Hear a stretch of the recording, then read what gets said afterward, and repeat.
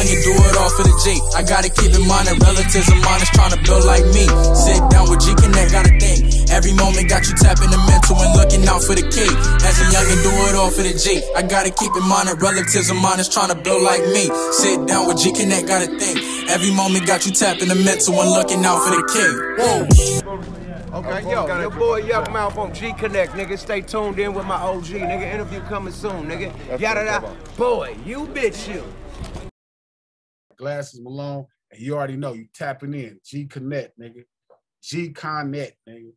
I like that con part. It's your brother Cam tapping in with Gconnet. Now tuned in to Gconnet. Yo, what's up? It's your boy California, man, and I'm with my boy G2Bs, the Gconnet show, man, where different generations have real conversations, man. My nigga D-Nail, man, y'all tap in with him, man. Real motherfucking spiritual, real spirituals, man. West Coast Street spirituals, man. Oh my mama, it's your boy California, Smoking Out Radio certified. Get him, big bro.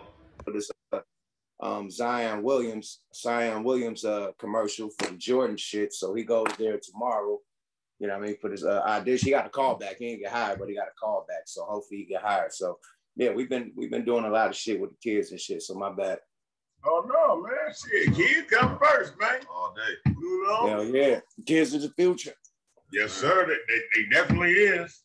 And my little niggas gotta keep the empire going. So definitely somebody's gotta do it. Yeah, make sure their money is right, you know what I mean, and make sure they know how to hustle for their money, you know what I mean? Like my son just sold a lot of Travis Scott shit, all the old Jordans and shit. He had the classic shit, made hella bread, and went and bought him some jewelry and shit, you know what I mean? Like he knows how to hustle for his money without having his hand out and being a little brat, you know what I mean? Daddy, no, he know how to go out there and get it. So when he do his auditions and shit and he get his commercials and shit, he stack his money in his bank account.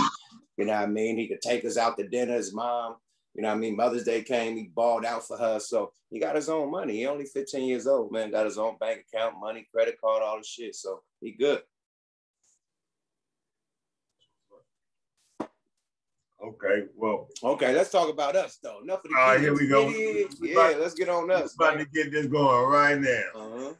Let's put him like this. Bam. And pin yours. Bam. What's it called? Generation Conversation? Yes, sir. Yes, sir. Okay, we on like shit. What's your co-host name? D-Nail. D-Nail, G. Who? D-Nail. D-Nail. D-Nail. D-Nail. D-E-E-N-E-L-L. D-Nail. Yes, sir. Yes, sir. Yes, sir. D-Nail. Okay, cool. D2Bs and D-Nail. Generation Conversation Network, better known as Gconnet. You know what I'm saying? Let's get it, bro. Let's get it. Let's get this shit going. What it do, man? What it do, folks? It's your boy G2Bs and your homeboy D-Nail was happening. And we are Generation Conversation Network, better known as Gconnet. And today we tapping in with the only one, the one and only. Yes, sir. The regime general, Mr. Yukmouth himself. What's happening, fella? Hey, man, thanks for having me on Generation Conversation, man. My OG, you know, we just shot the video at your crib in the backyard with all them old schools and classics, bro. Man, I owe you one, man. So I told you at the shoot, you said, I got a podcast. I'm like, nigga, line it up, period. So here we go, my dude. You know what I mean? I'm a man of my word. And we appreciate that, man. I appreciate that. So I'm going to start off with some questions, if you don't mind. Let's get it going. Where were you born?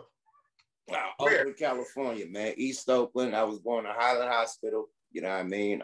Right in the heart of East Oakland. You know what I mean? That motherfucker is like the Martin Luther King Hospital. You go there for a motherfucking stab wound, you might die. like a hospital we had called Killer King. Right, exactly. So yeah, you motherfuckers dying that motherfucker from the stab wound. So you do not want to go. I got shot, went there, and they didn't even take the bullet out, nigga. They just left it in me. Like, they didn't know what to do. Like, nigga, get the bullet out of me, motherfucker. So, I still got a bullet in me. You know what I mean? So, that's the type. But I was born in a hospital. At least they know how to deliver babies. You know what I mean? That's right. What school did you go to? A multitude of schools, man. You know, I was in the projects all my life, the 65th Village, East Oakland. That's like the equivalent to the Watts. You know what I mean? The what's it called? The what's that in Watts? The projects in Watts? The Jordan Downs? Jordan Downs. So it's like the Jordan Downs. It's like two-story and one-story flats. You know what I mean? Projects. So I come from there. Right across the street from my projects was our elementary and our junior high school. Haven Court and Lockwood. So I went to Lockwood and I went 1 year in Haven Court and started going somewhere else, to Westlake. And that's where I met Numbskull, my rapping partner for the Loonies. Okay. Now, who did you grow up listening to? Oh man, you know, your moms and your dad and your grandma, they play all the oldies. So, you know, all the oldies and shit definitely influenced, you know what I mean? But definitely as far as hip hop, man, shit, man, like New York kicked that shit off, you know what I mean? So I was more into the New York shit until NWA came and Ice-T came, you know what I mean? When Ice-T, Too Short, NWA came, you know what I mean? Then I got into the real West Coast shit, but it was New York. It was Run DMC, it was LL Cool J, it was Rakim, it was KRS-One, and it was Kane. You know, that was my favorite niggas, you know, straight up. Then when NWA came, man, it was Cube all the way and DOC, you know what I mean? And then fucking Ghetto Boys came, it was Scarface all the way, you know what I mean? So it was different levels and different periods of time and different eras of rap, but the beginning, that was the dudes I was fucking with. When did you start rapping? I say like around 88. When I met Numbskull in junior high school, I met him like in the 8th grade. And everybody knew how to rhyme and shit, but Numb knew how to rap. He was a fucking lyricist at fucking 15. And we had a group called Brothers with Potential, BWP. You know what I mean? And it was a crew of us, you know what I mean? Crew of little 8th grade, 7th grade niggas, 9th grade niggas rapping. And we was killing shit at the motherfucking them shit's called talent shows. Every time it was lunch, motherfuckers circling around us, you know what I mean, watching us rap. So basically in junior high school, but I was playing with the shit, you know what I mean, since I was little, since I first heard it, you know what I mean, just rhyming. By any chance, is it possible you remember your first song that you wrote? Oh, definitely. It was about our fucking manager.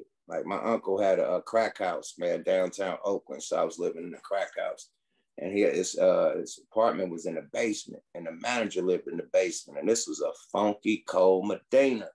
This motherfucker was funky monkey. So he'd come knocking on the door for rent, and you'll just smell the whole fucking, like 70s funk is different from funk right now, like being musty.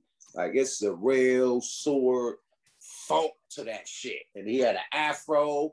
He was this a soul brother with this hella stanky, right? So I made one called POOF A CON. Poof mean he had the afro, and then he was stanky like a fucking a nigga from the swamp. You know what I mean? So that was my first rap. It was about the fucking manager of the fucking apartment building where my uncle was slanging crack, where we stayed at. So when you don't ask me to say that rap. Fuck no, I wouldn't do that. I wouldn't. I'm gonna give you your prop because a lot of people don't or proclaim they don't remember that. Nah, I remember what started. I may not remember word for word verbatim for myself, but I remember my first song. I remember word for word of this motherfucker. It was so cornball and so JJ Faddish. I'd never say that shit again. Y'all niggas be like, yuck, no. So it took development. You know what I mean? When I first started rapping, it was more on some like battle rap shit. We was battling. So it was about punchlines and shit like in the 80s. Like niggas just now getting on punchlines now. So when we came in the game, like in the 90s, our punchline game was up because we was doing punchlines since the fucking 88, 89, like before it was popular. You know what I mean? So just happened to learn how to structure my shit from back then made me better. You know what I mean? When I actually started, really got in the business, you know what I mean? Because I was prepared for the shit, you know what I mean? Because I practiced so much rapping against niggas, you know what I mean? And all the other shit. So when I got into my famous beefs with motherfuckers, you know what I mean? Like I come from that, rapping in circles and battling niggas in Berkeley. Like everybody in the Bay Area, in the Bay used to go to Berkeley, the spot, you know what I mean? Buy Blondie's pizza every fucking weekend, every Saturday. Everybody catch the bus up, get a ride out there. You got the top MCs in the Bay, like from fucking Frisco, Richmond, Oakland, nigga, fucking Vallejo niggas would come out there. It was the hub for niggas that were just rapping and the motherfuckers is battling their ass off. And I come to that motherfucker and destroy that bitch with no sweat. You know what I mean? So I come from that, you know what I mean? So when I was doing my battles and shit with people, with other rappers and shit, I got to that element. So all the shit that I learned when I was little is the shit that I really implemented when I start rapping professionally. You know what I mean? So it's like being trained, like in karate, you're a black belt, yellow belt, green belt, orange belt, blue belt. So I was a yellow belt, green belt. And then when I started rapping, I finally became a fucking black belt. You know what I mean? But it took levels to get there. You know what I mean? It ain't like the overnight sensation motherfuckers get viral famous and feel like they're a great artist now. Nah, that's why they don't last long. That's why they don't last long. You see this hard work on my wall, my nigga. That's longevity, bro. You only get one of those when you don't last long. You know what I mean? You only get one of those when you're a one-hit wonder. Niggas say we a one-hit wonder because they got 5 on it, but bro, that's a lot of shit on the wall. You know what I mean? For a one-hit wonder.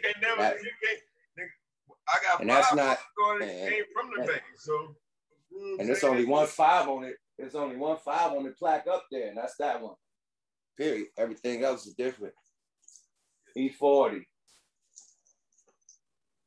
Thin Line Between Love and Hate. Quincy Jones.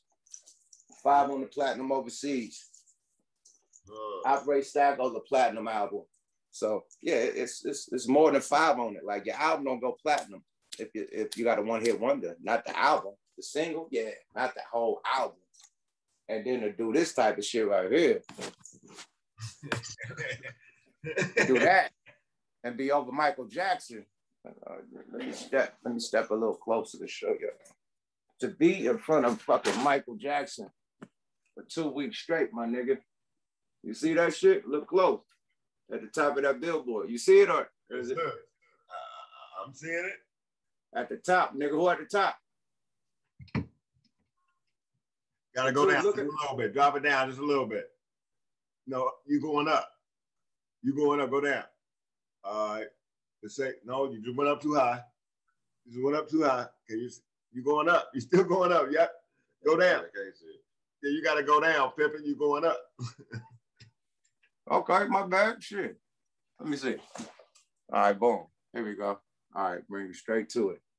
Boom. What'd that say? Go ahead, point to it. Where is it? The top one right there.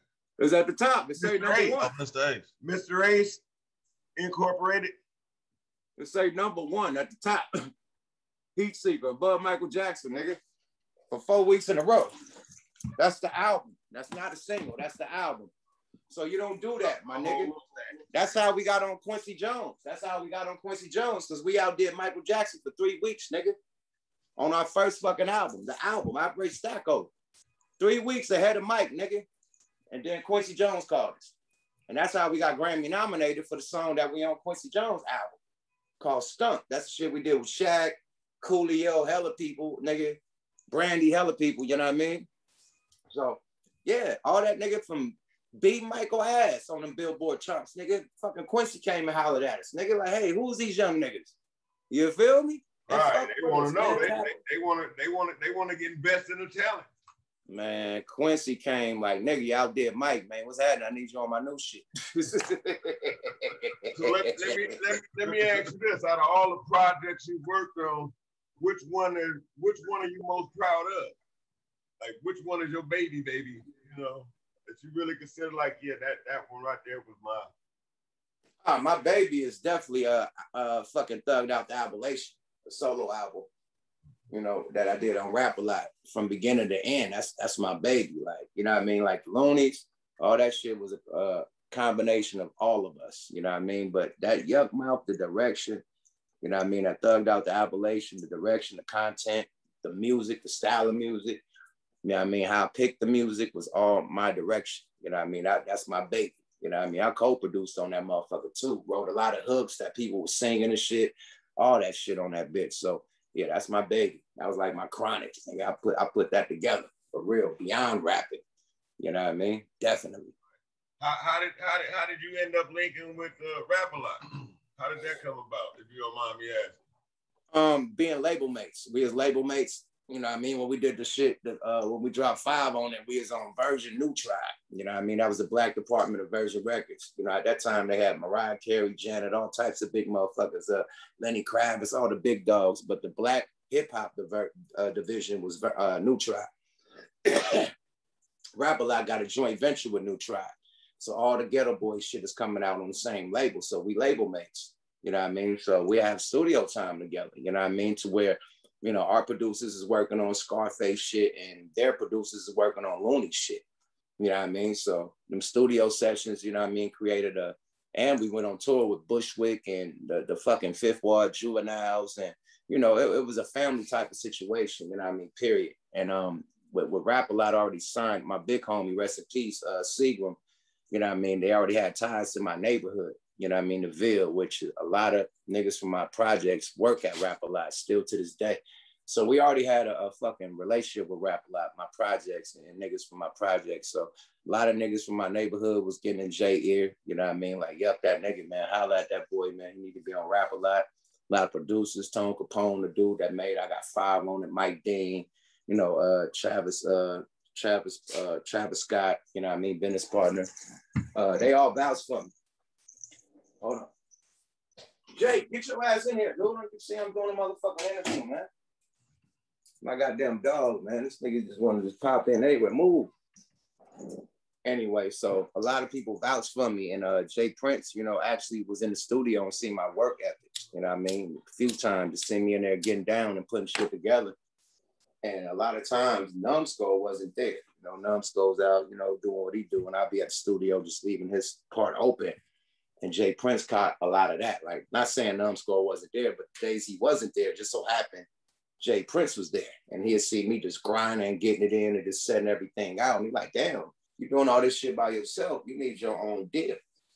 And I was like, I never thought about that because I'm a team player. You know what I mean? I'm a partnership. I never thought about going solo. And until he said it. And once he said it, I was like, yeah, I am doing all this shit. I do need a solo deal. Hey, you know what I mean? I've been there. Yeah.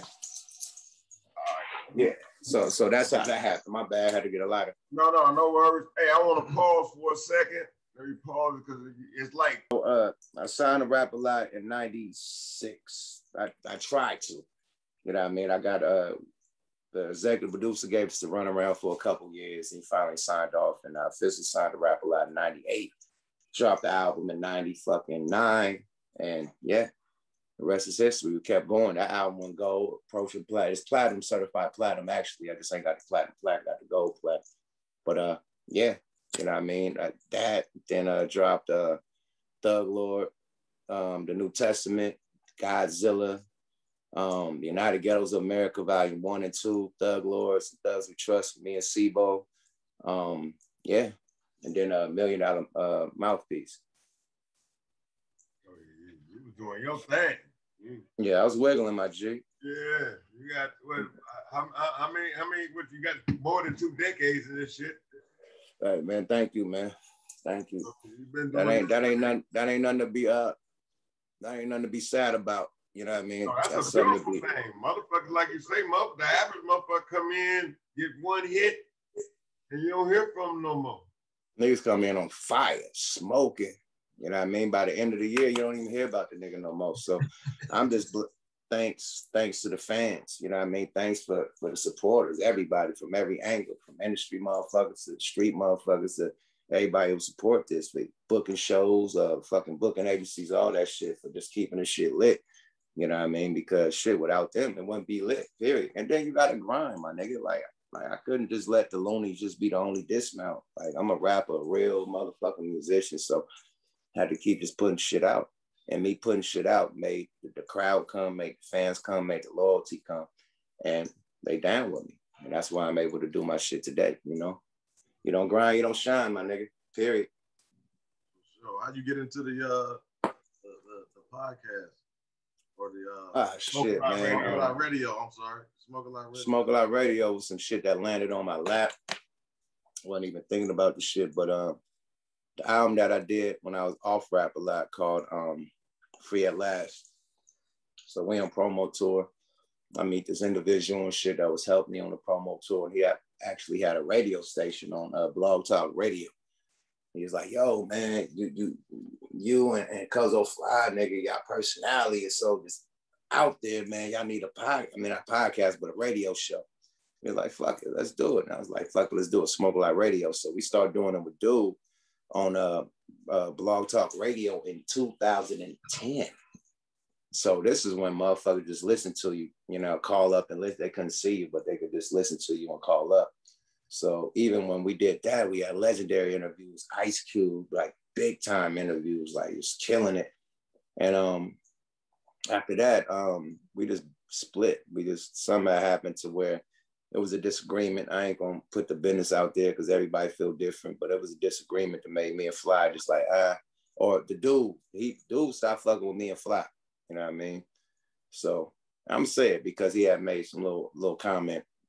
I guess he raps. Nobody know this motherfucker rap. So he sent me a song to get on, me and Fly a song to get on. We like, nigga, you gotta cash out. You know, I get paid to do this. You feel me? And this ain't no free 99. And I guess he got mad because we didn't get on the song, but he didn't give us no money, my nigga. Like we do this for bread and butter and meat. Like that's how we pay our bills, nigga. We don't do this for free. Now we can get on your radio shit and talk shit and swallow spit, you know what I mean? But this rap shit pay the bills, my nigga. We don't need some loot. He don't understand that, and he cut the show off. So we like, all right, what the fuck it. Fast forward time, I link up with Be Real. I do his show, the Smoke Box, the Hot Box, the Smoke Box. And my energy and you know what I mean, my personality was so just dope. He was like, yo, you need your own show, man. What you doing?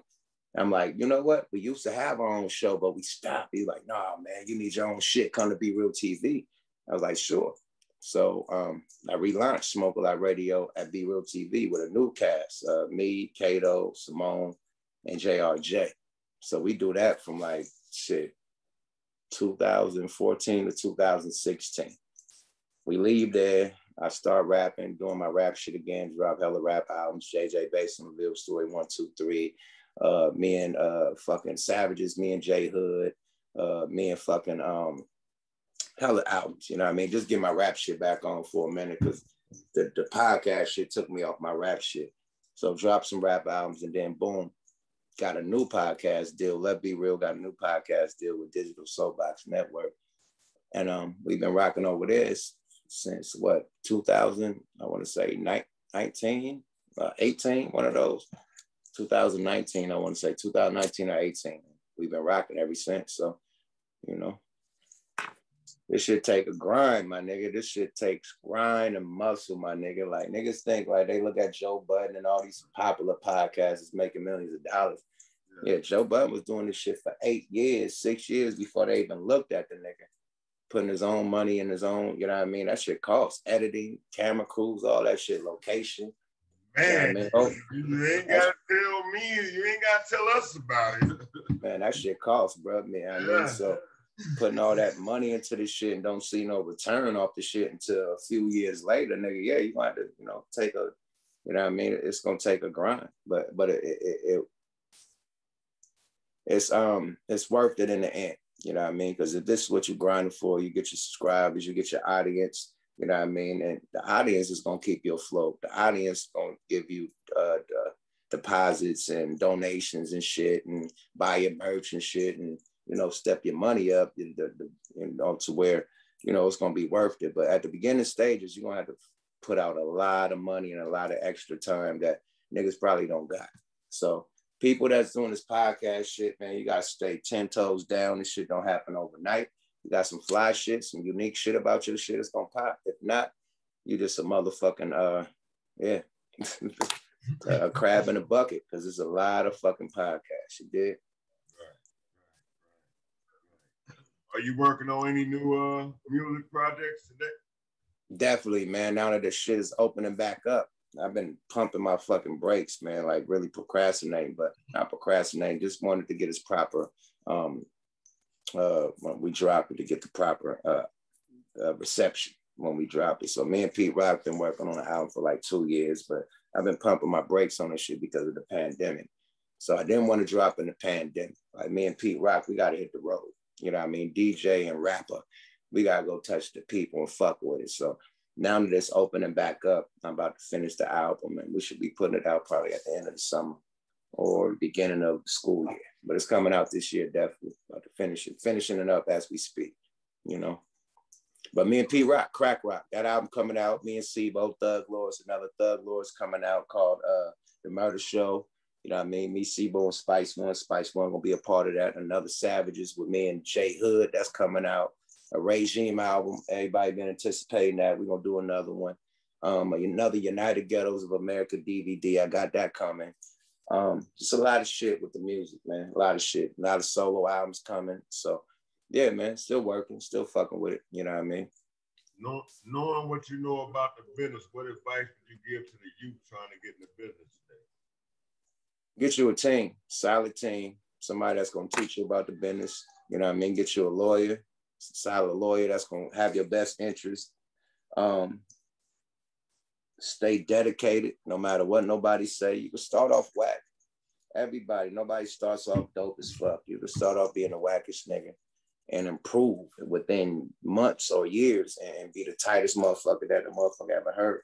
So work on your craft. The more you work, the better you get. Steel sharpens steel, man. The more you apply pressure to it, the more sharper it gets, man. Period. Like me being an artist, every time I do a song, it seems like the other one is better, and it's better than this. Like I'll be stuck on that one, then I do another one, it's better than that one, then I do another one. It just keeps getting better and better. I mean, your skill is getting better. So the more you do it, the more skill you're gonna have, the more better you're gonna be at your shit, the more you're gonna know your shit. Period. As far as all the shit that you bring to music, you could be a singer, you could make beats, you could rap, you could do all that shit, and you gotta figure out your lanes and to where you master the shit where you could do it all at one time. So the more you do it, the more practice, the more perfect, period. So definitely practice a lot. Keep your foot on the motherfucking pedal. You know what I mean? You don't grind, you don't shine, man. Out of sight, out of mind. Get out there, shake hands, kiss babies, be at every event, be at all the shit. You know what I mean? Showing up and showing out with the biggest movement, you know what I mean, that a motherfucker ever seen to make motherfuckers pay attention to you. Like you was a big artist coming in the city, man. You know what I mean? Your dismount gotta be all tens, like a motherfucking like Olympics, nigga. Period. When you show up and show out, gotta be all tens. Like, who is this motherfucker? That word gonna spread around, and your buzz gonna get out. And it's gonna follow with the music, man. Period. So show up and show out. Have a good team. Grind. Apply pressure, and stay on your shit, man.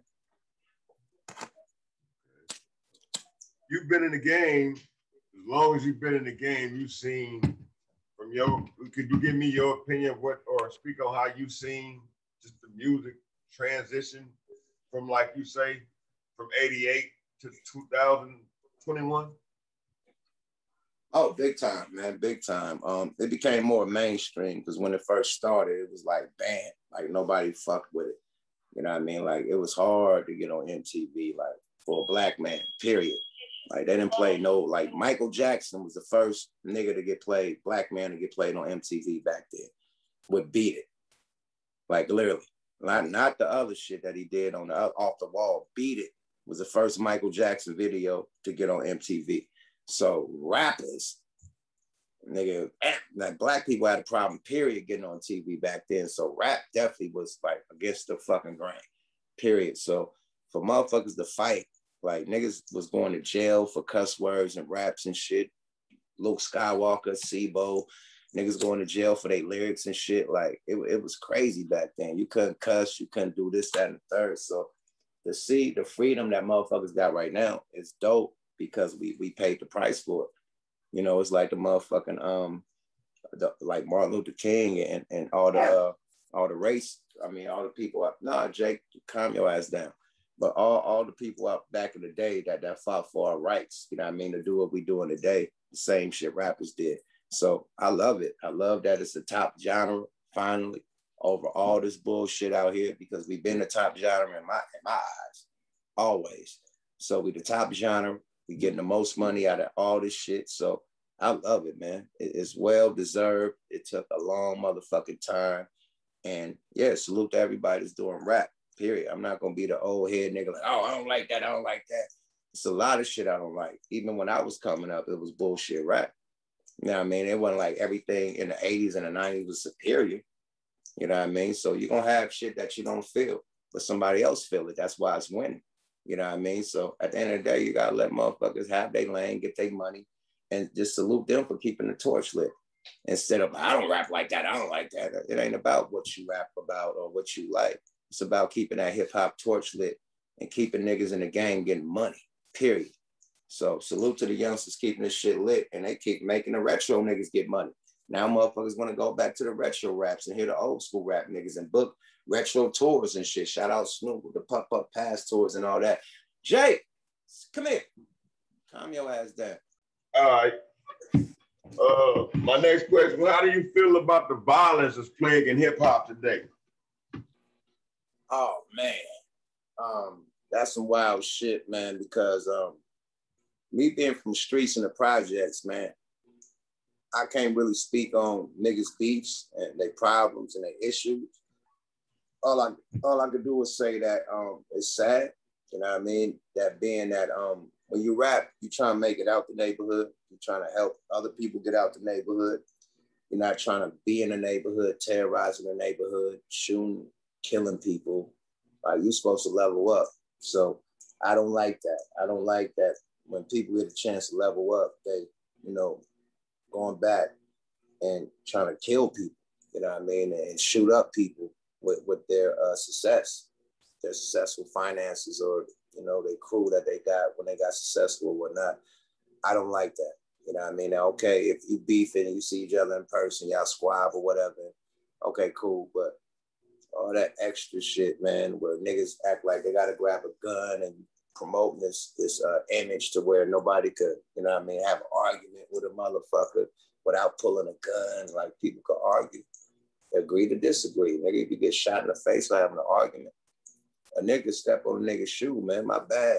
Step on a nigga's shoe, you getting shot in the face. Like, it's ridiculous. Like, niggas is quick draw McGraw right now, so I don't like that message that's going out. You know what I mean? Period. All that quick draw McGraw. Now, Chicago is a whole different atmosphere. Everybody in America is not like Chicago. So you can't have your politics be like Chicago.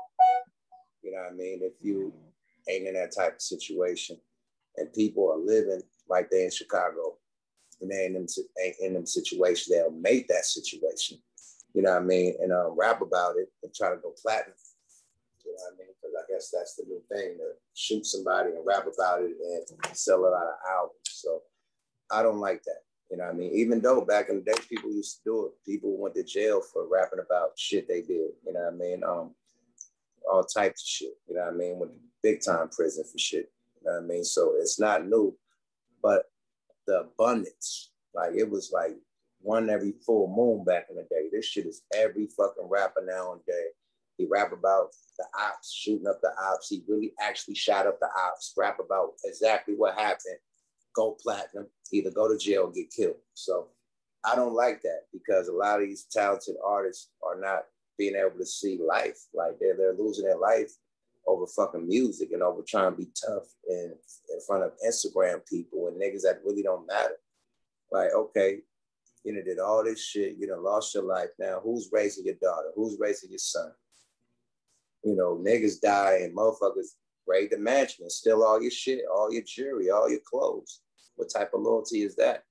So when it's shit like that, man, you know what I mean? These niggas ain't got your back, my nigga. They in it for the bag, my nigga. Me being part of the streets, I got shot by niggas from my neighborhood.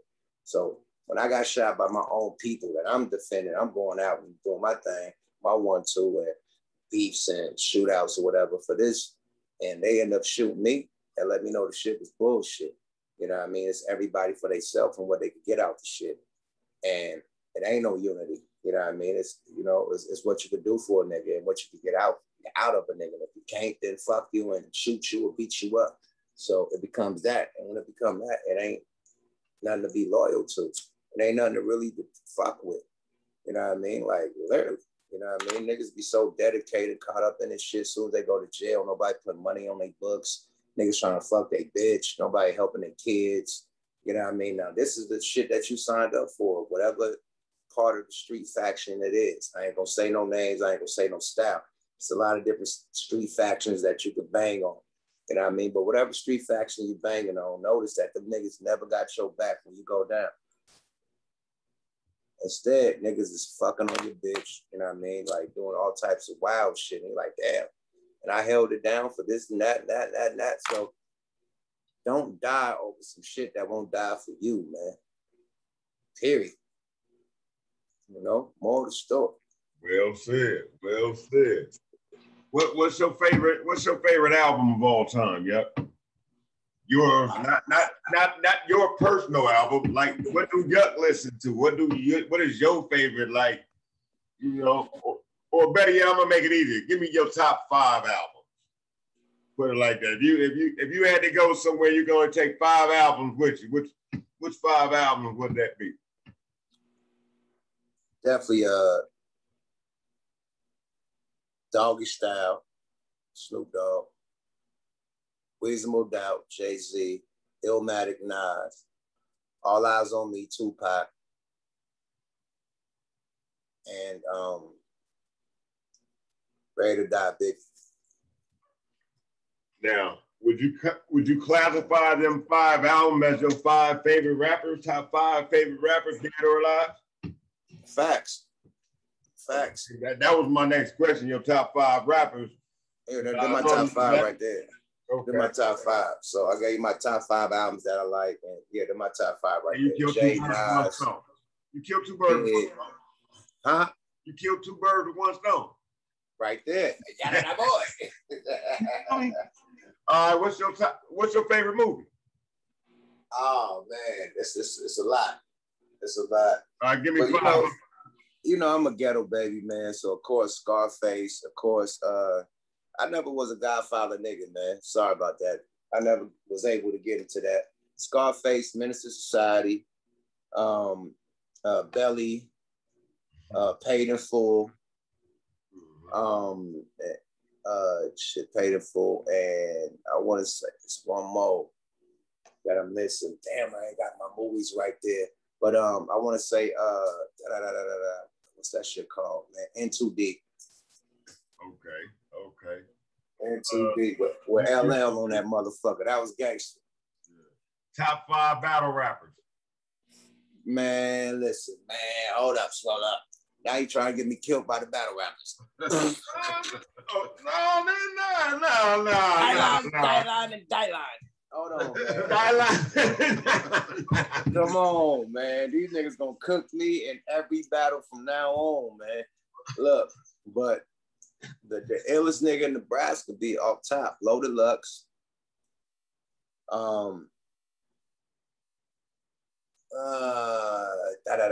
They say Murder Mook. I'm not into Murder Mook. No. My top 5. I'm asking what's your preference. Well, who you like? I don't give a fuck if they came out yesterday. If you like Loaded Lux, Head Ice, Head Ice, goddamn, fucking Daylight, goddamn, Disaster, and goddamn, who is my nig that just be cooking shit, man? You gotta give it up to the fucking K-Shine, man. That's my nigga, man. K-Shine, bro. Just so you won't feel all the pressure, I'm gonna give you mine. You want to give them yours? Mine is K-Shine. That's what I said. B-Dot, Gotti, Arsenal, and I forgot Arsenal. My nigga Arsenal got Arsenal. Hitman Holla. That's my top 5. Hitman just got killed by goddamn Caspi. It took him down. It took him down. Down. That nigga got murked. I seen that nigga Soul leave on stage. What's that movie called? The Soul. Yeah, Disney Soul, nigga. This shit did the Soul Disney movie. This shit left. Why y'all doing my boy like that, man? It wasn't that bad, man. Man, what's your top 5, my G? Mine is Hitman, Mook, K-Shine, Geechee, and I'll say B-Dot. Can we do honorable mentions? Yeah, you can have 5 more. Okay, my other 5 Man, bill collector. I love fucking bill collector. No Frank Ocean. This nigga is dope as fuck. Yeah, he's a damn That nigga's an animal, man. They don't give bill collectors love. Bill collector put on the show though. He come to perform. He comes to go. Yeah. Goods. Goods is my nigga, man. Yeah. Good. Half a gallon goods. Half a gallon goods. You gotta get a half gallon goods. Goddamn. Arsenal. Arsenal is the killer. He murders motherfuckers for a living. Arsenal, nigga. Mr. Disrespectful. Yeah, Mr. Disrespect. Your mama, your daddy, your granddaddy, your baby, everybody. Everybody get it, nigga. Everybody get it, nigga. Everybody who get shot. Who you say you don't want me to talk about? Okay, cool. They get it. So they get it. They on the hit list, nigga. I like my nigga from Pontiac, Michigan, man. What's my nigga name? No, my other nigga. He hella funny. Ill Will. That's my nigga, man. I fuck with Ill Will. No Frank Ocean. Ill Will's one of my favorites. And my last nigga that just the boy to me still. Like niggas be disrespecting the kid like he ain't the boy, man. Tay-Rock. You gotta get Tay-Rock his love, my nigga. Oh yeah, Tay-Rock is a solidified young G up in there. Yeah, Tay-Rock, man. They be hating on Tay-Rock. Tay-Rock is an animal, nigga. Period. So Tay-Rock, definitely. Okay. Favorite football team? Raiders, nigga. I don't give a fuck where they go. Raiders, and more Raiders, nigga. I'm a Raider. Period. Basketball team. Is it all Bay Area? Nah, I'm a Golden State Laker. So I got two teams. I feel you. I'm a Golden State Laker. I got two. I live in LA, but I'm from the Bay. So I'm a Golden State Laker. I gotta go for the Warriors and the Lakers, nigga. Period. I'll be disrespecting my peeps. You know, I'm a Golden State Laker, my nigga. That's one team. Hey, baseball. I named it. That's one team. Yeah, you named it. Yeah. You put it together. Golden State Laker, nigga. And if I can't say they don't know who it is. Golden State Laker, my nigga, right now, man. Period. Golden State Laker. Got you. What about baseball? What'd you say? What about baseball? Shit, athletic. You know that, man. I'm an elephant, man. Peanuts to an elephant, man. Athletics all day. A's. What is it? What was that one? What? It's on the tablet.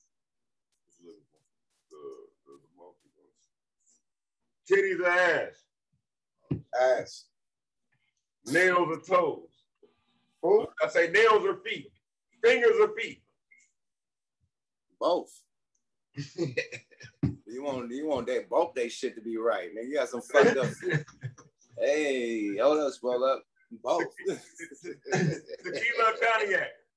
Huh? Tequila or cognac? Both. Depends on what you got. If you got that XO, nigga, cognac. If you got that Don Julio, tequila. Both. Yeah, I fuck with the 9. I fuck with the 9. I fuck with the 1942. Man, all that extra stupid shit. I fuck with Blanco. I fuck with Don Julio Blanco. I don't do all the extra shit. Like, who cares? I fuck with the Blanco. I've been fucking with Blanco before Don Julio was popular. I made that popular. Go back to my albums saying sipping on Don and shit. Niggas just now getting to the party, Marty. But look. Salute to everybody that's finally drinking Don Julio. I've been up on game. My Mexican homies put me up on that. You know what I mean? My boys, you know what I mean? When you got the boys that wear the motherfucking the fucking alligator boots, you know what I mean? Got the big belt buckle, the big, 10-gallon hat, you know what I mean? The big F-550, whatever truck, you know what I mean? With hella bands in the middle. Them type of dudes who tell you the right tequila to drink. You feel me? On the ranch. So what you over there sipping on? Because I see you keep taking a sip every now and then. Don Julio, man. I'm a Julio guy, man. Period. I'm gonna sip on Don, man. Don Perignon or Don Julio, man. Straight up, the Don sip Don, my nigga. Word. Yes, sir, man. I appreciate everything you done brought to the game, though, yeah. You know what What'd you say? I've been a fan for a long minute. Well, I've been a fan since I got 5 on it. You know what I'm saying? Thank you, bro. You know what I'm saying? Appreciate you, my nigga. Come on, man. We still fucking with it, bro. But for the record, the interview is over. Now it's conversation time. Now I ain't got no more questions. We just talking now. Cause now I can break out my drink. You know, I can't drink. I ain't gonna lie to you. I can't drink and do. I ain't there yet. You know what I'm saying? I'm trying to get there. But we still recording, or we just chopping it up? Yeah, we still recording, but okay, the interview over. It's real nigga time. Yeah, it's just now. Let's get to real nigga time. Yeah, now we can shoot the shit. You know what I'm saying? I got the questions I wanted to get out. You know what I'm saying? So let's get it. I hate I missed the video shoot. Yeah, he was supposed to be there that day, man. But nigga, I be everywhere out here and shit. Couldn't make it. Nigga, you was at the wrong place that day, Turbo. Yada da.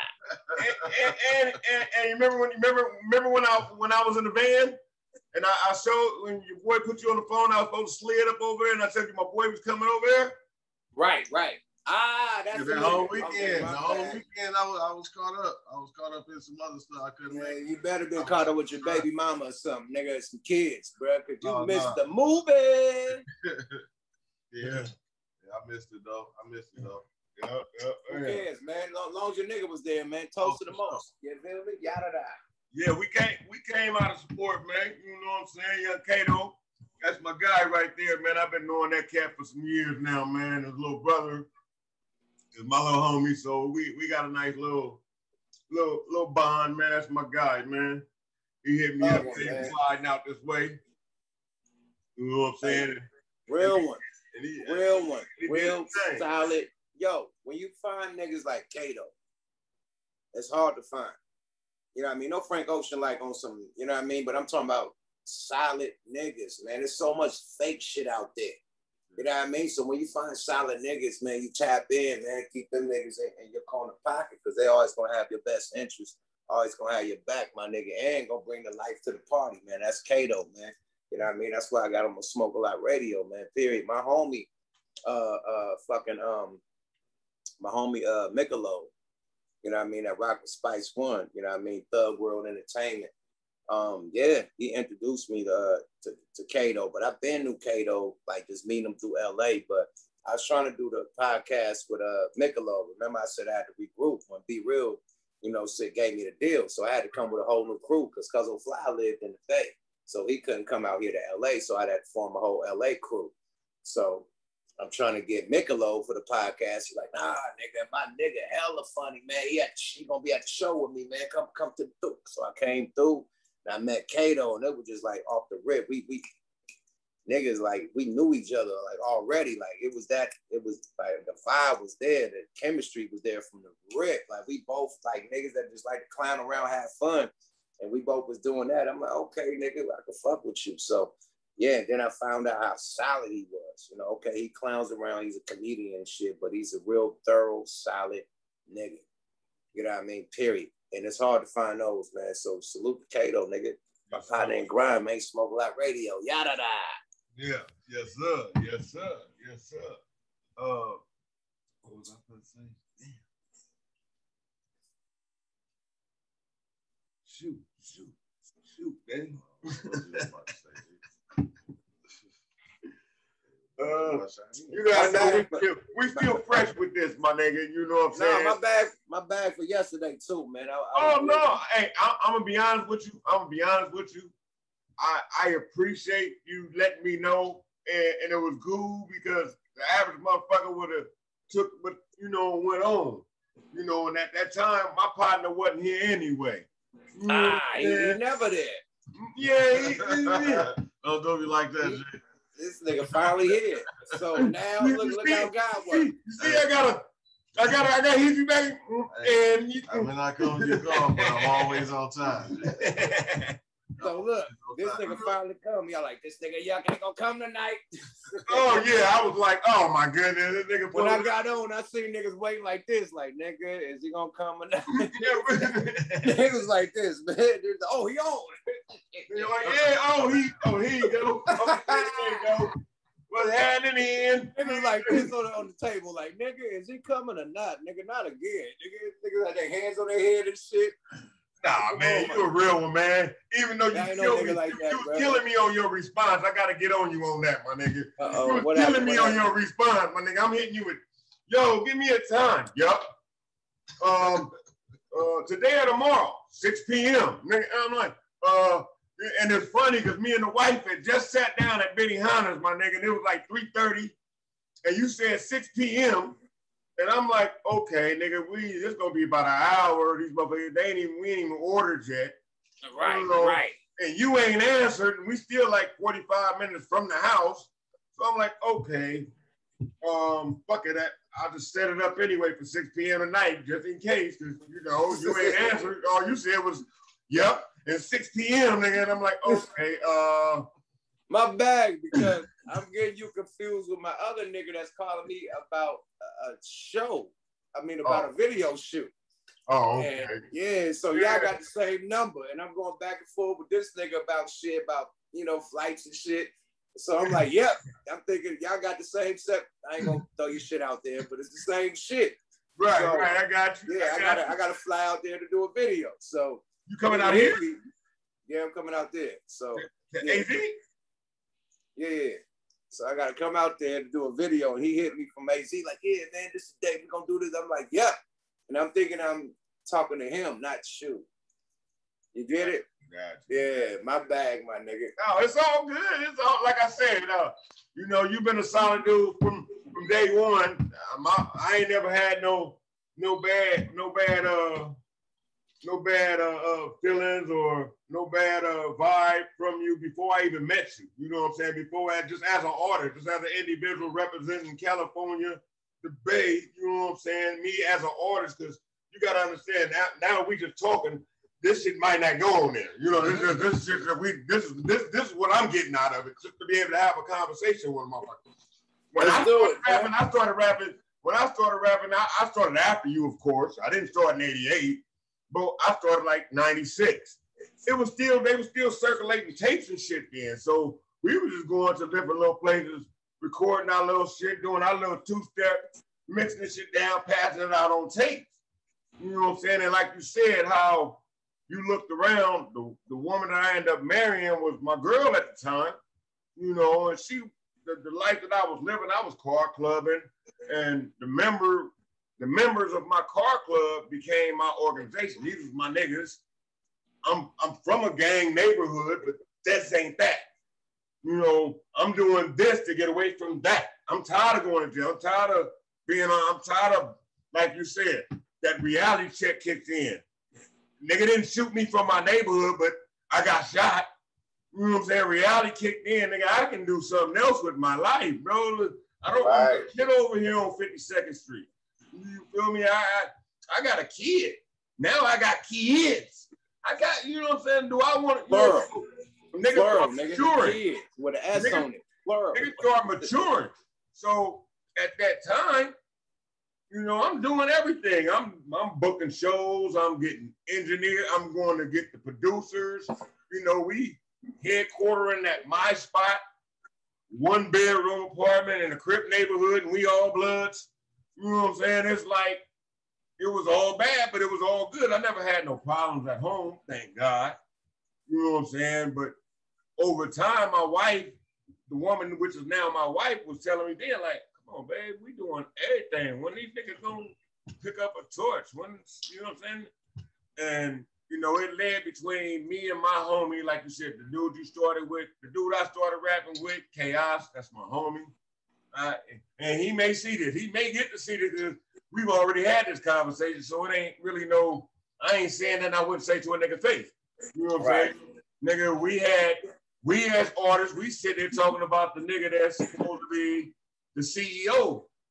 You know what I'm saying? He don't rap, but you the head nigga, you supposed to have all the money, but we piece it up on studio time. How the fuck we piece it up on studio time when you're the CEO? It took me a minute, you know what I'm saying? It didn't take long, but you know what I'm saying? Shit started up because niggas just wanted to, at that time, I felt niggas just wanted to be P. Diddy. He wanted to be that flashy nigga with the first the chain. But if you P Diddy, you paying for everything. Yeah, but he wasn't doing the footwork. He wasn't doing the nigga. I was getting all the shit registered. I was getting all the shit copyrighted. I was going through what was that? BMI. You know, ASCAP. I was going through ASCAP back then. You know, because I dropped a few albums. I ain't never did a mixtape. Everything I did, I felt like a mixtape. To me, I don't give a fuck how good my bars are. You only gonna hear that song. Back then, you know what I'm saying? I stopped doing music in 2012, bro. You know what I'm saying? But back then, before mixtapes came out, it wasn't just stealing a nigga beat, banging over the beat. You know what I'm saying? Now it's the thing, because niggas gotta give shit away anyway. If I'm gonna give it away, I couldn't do it. I couldn't put all my hard-earned pressure, time, skills into writing some shit, getting some shit packaged up, and turn around saying, here. Nah, you selling them motherfuckers. That's where you fucked up. Yeah, no, I've been selling them. You press it up and sell it. Yeah, I did that. Yeah. I still got CDs in my garage right now, but look. Oh, shut up. Look, no, shut up. Let me give you a prime example. We was like that, you know what I mean? We had deals, you know what I mean? And the main reason I started doing mixtapes, I had to deal with Rapala. And if I bring an artist there, you know what I mean, it becomes their artist. So that's why I never bought the full regime as a package to Rapala, because it becomes, we all signed to this motherfucker. I'm on my way out.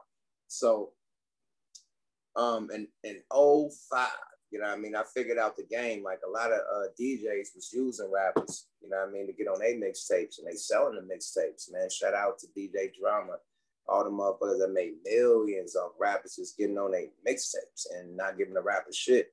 So I figured out a way to get money, like they was getting money, putting this shit out. So we started doing an all-out war shit, you know what I mean, with the regime, you know, all-out war 1, 2, and 3, and we was busting bread with each other. But we figured out how to do a mixtape, put the shit out in stores, and still get paid from the shit, you know what I mean, with a barcode, rapping over niggas' beats. Now, of course, these is only gonna be in moms and pop stores. It can't be in no goddamn major, no Kmart or no shit like that. But moms and pop stores was popping back then, and that's all you needed. So we put them in all the moms and pop stores. We running it up, and we got the attention of a big label. The big label grabbed the shit and put it out.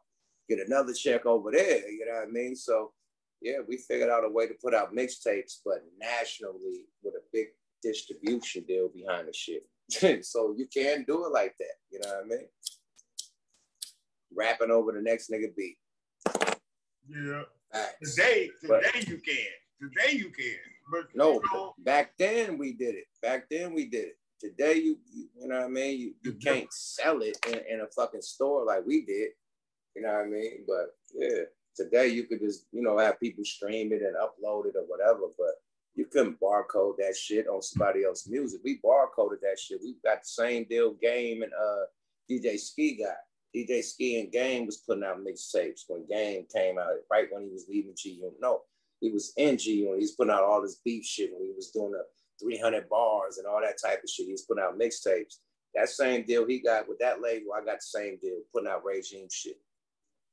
And you know what? I got to tell you this, bro. And it just dawned on me. At the same record label, his shit was going through him and DJ Scared. We was right there. The time that I got you know how when I said earlier, I said I ain't never had nothing against or nothing like that, right? When the time you came in on my radar, like to like really like do like what we call a hood, you know, not a hood, but just a nigga, you know, personality investigation, was that little situation, how you handled that, man. I got to take my hat off to you on that. You know, that G-Unit bullshit, that whole way you handled that, I got to take my hat off to you on that, because, you know, because and I ain't going to say, when that interview came up out of nowhere, I didn't know where that motherfucker came up out of nowhere. You know what I'm saying? We ain't got to say the name, you know what I'm talking about. So to me, it was like, okay, and then the beef amongst his own internal beef with that individual that led you to turn against your own roots, you know, to go against, hold on, nigga, you was out here before you even got there. You had, I knew from a nigga being from the soil, trying to do, like I said, I started rapping in 96, bro. So I was in tune before I started rapping on who was who, the buzz, who I liked, and you know, that dude never, that name never came up. Not even on my radar in the Bay. I can tell you who came up on, you know, that wasn't your name, Short, 40, RBL, Scariex, Sibo, you know, them the names, and a few others that Mac Dre. Mac Dre, yeah. You know what I'm saying? I ain't got to. I had to save you. I had to save you because they was gonna kill you. I had to save you. They was gonna kill you after Mac the podcast. Dre, I had to save you, nigga. And I appreciate it. But like I said, I'm gonna be truthful. I really wasn't tuned in that tune on the Bay music. You feel me? I only had my chosen few that I can honestly say I listened to. And I ain't hating on the Bay. I didn't, May the man rest in peace. I didn't never listen to a Mac Dre song until after the man passed. I wasn't on the, if I did, I didn't know it. Put it like that. I don't listen to a lot of people don't know. It's like when Nipsey died. It's like when Nipsey died. Niggas that I knew, and I personally got introduced to the Bay in the pen up north. Right. But the Bay Area car. You know what I'm saying? That's how I got put on. Dumbass Comey. Dumbass Comey, niggas speaking all types of motherfucking. Them niggas are speaking all types of what's this shit called, man? Them niggas speaking African, nigga. Period. They speaking African. Yes, nigga, real Comey, nigga. Them niggas speaking African like a motherfucker behind nigga on the yard. Just say, yeah, man, Swahili. Yeah, Swahili. Yeah, they speak Swahili. Yeah, my dad was BGF. You know what I mean? That was part of the car too, Black Gorilla family. So my dad was BGF, man. So I know all about that Comey shit. You feel me? Yeah, that shit. Hey, man, you gotta know the grounds you walk on in them situations, man. Definitely, man.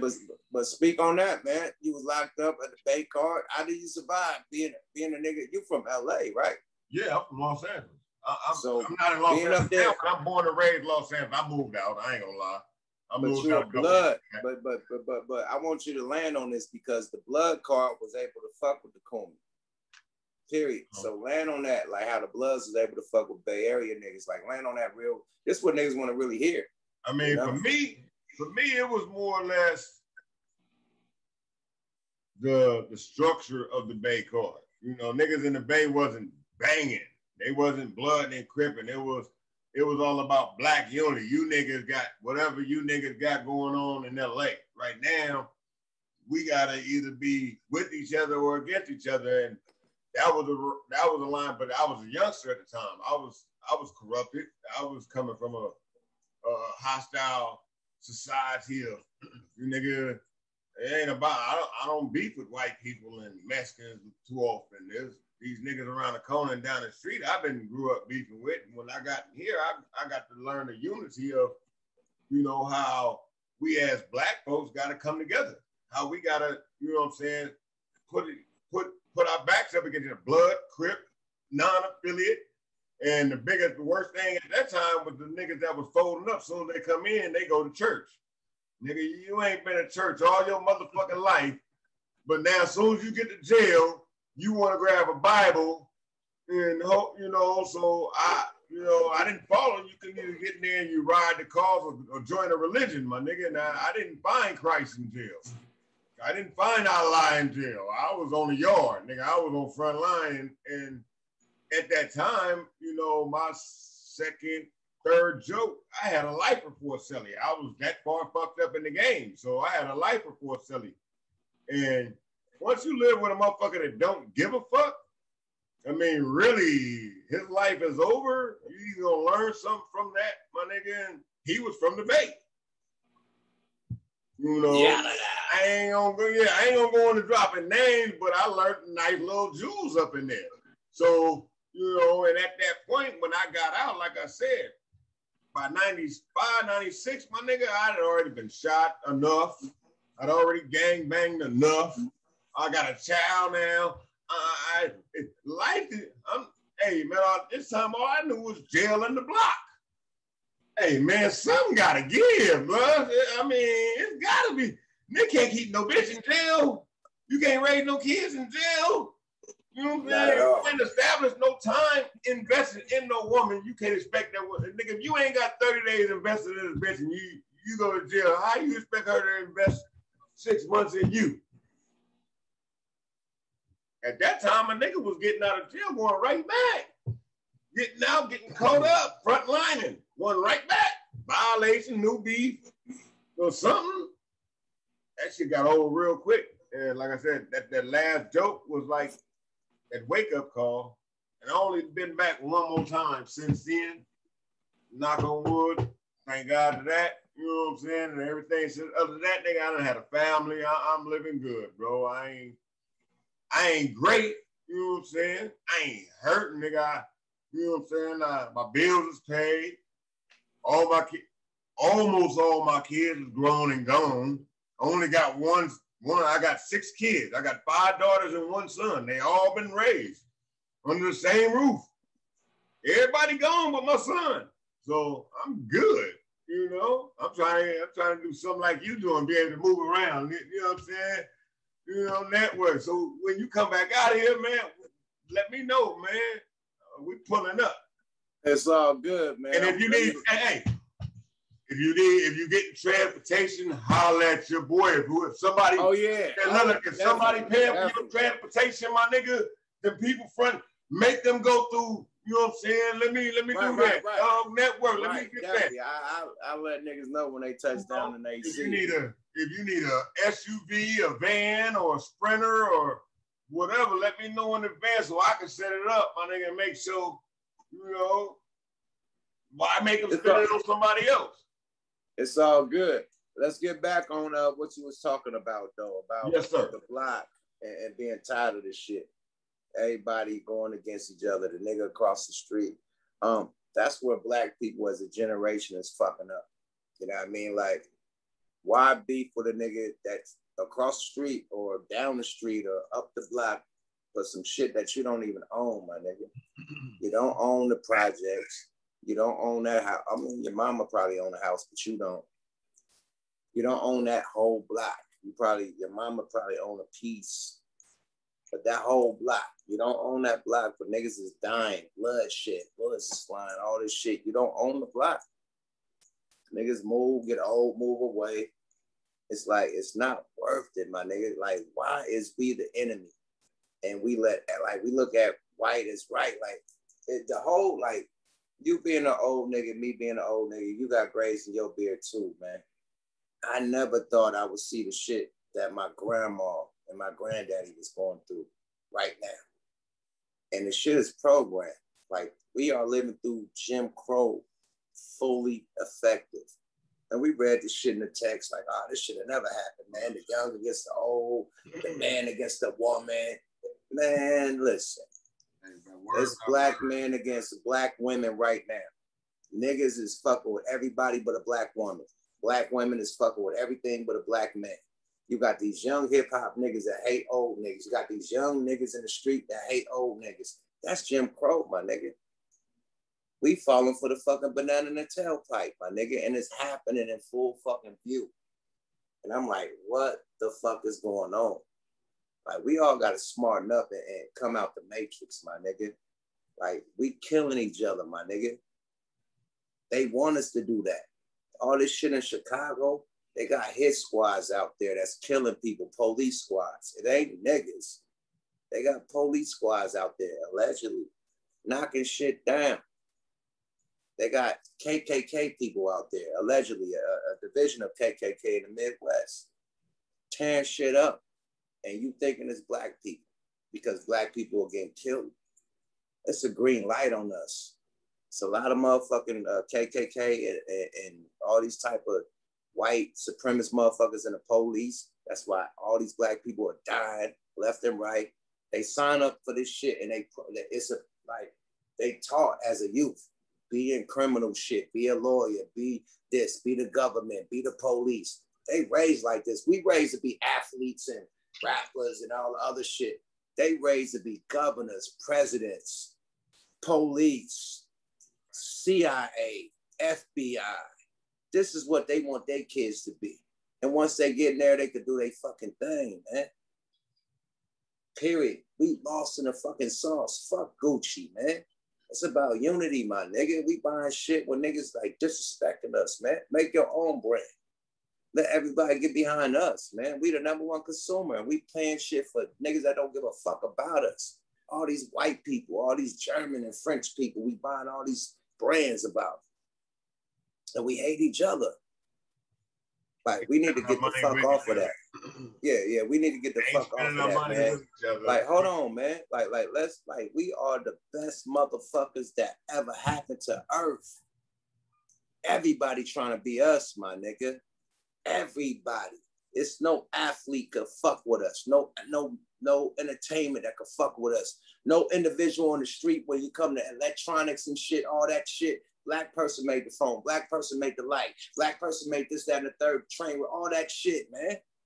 Like, we did all this shit. The automatic driving that Tesla got came from a black man. That didn't come from motherfucking Tesla. That auto driver came from a black man. So we do all this shit and we hate each other. Like, come on, man, let's salute each other and like get behind each other, man. Fuck all that gang ties and all that stupid ass shit. If we ain't making no money, that shit is funny, man. Period. That's it. I see gangbang niggas that's Crips and Bloods. I see a blood nigga wearing blue.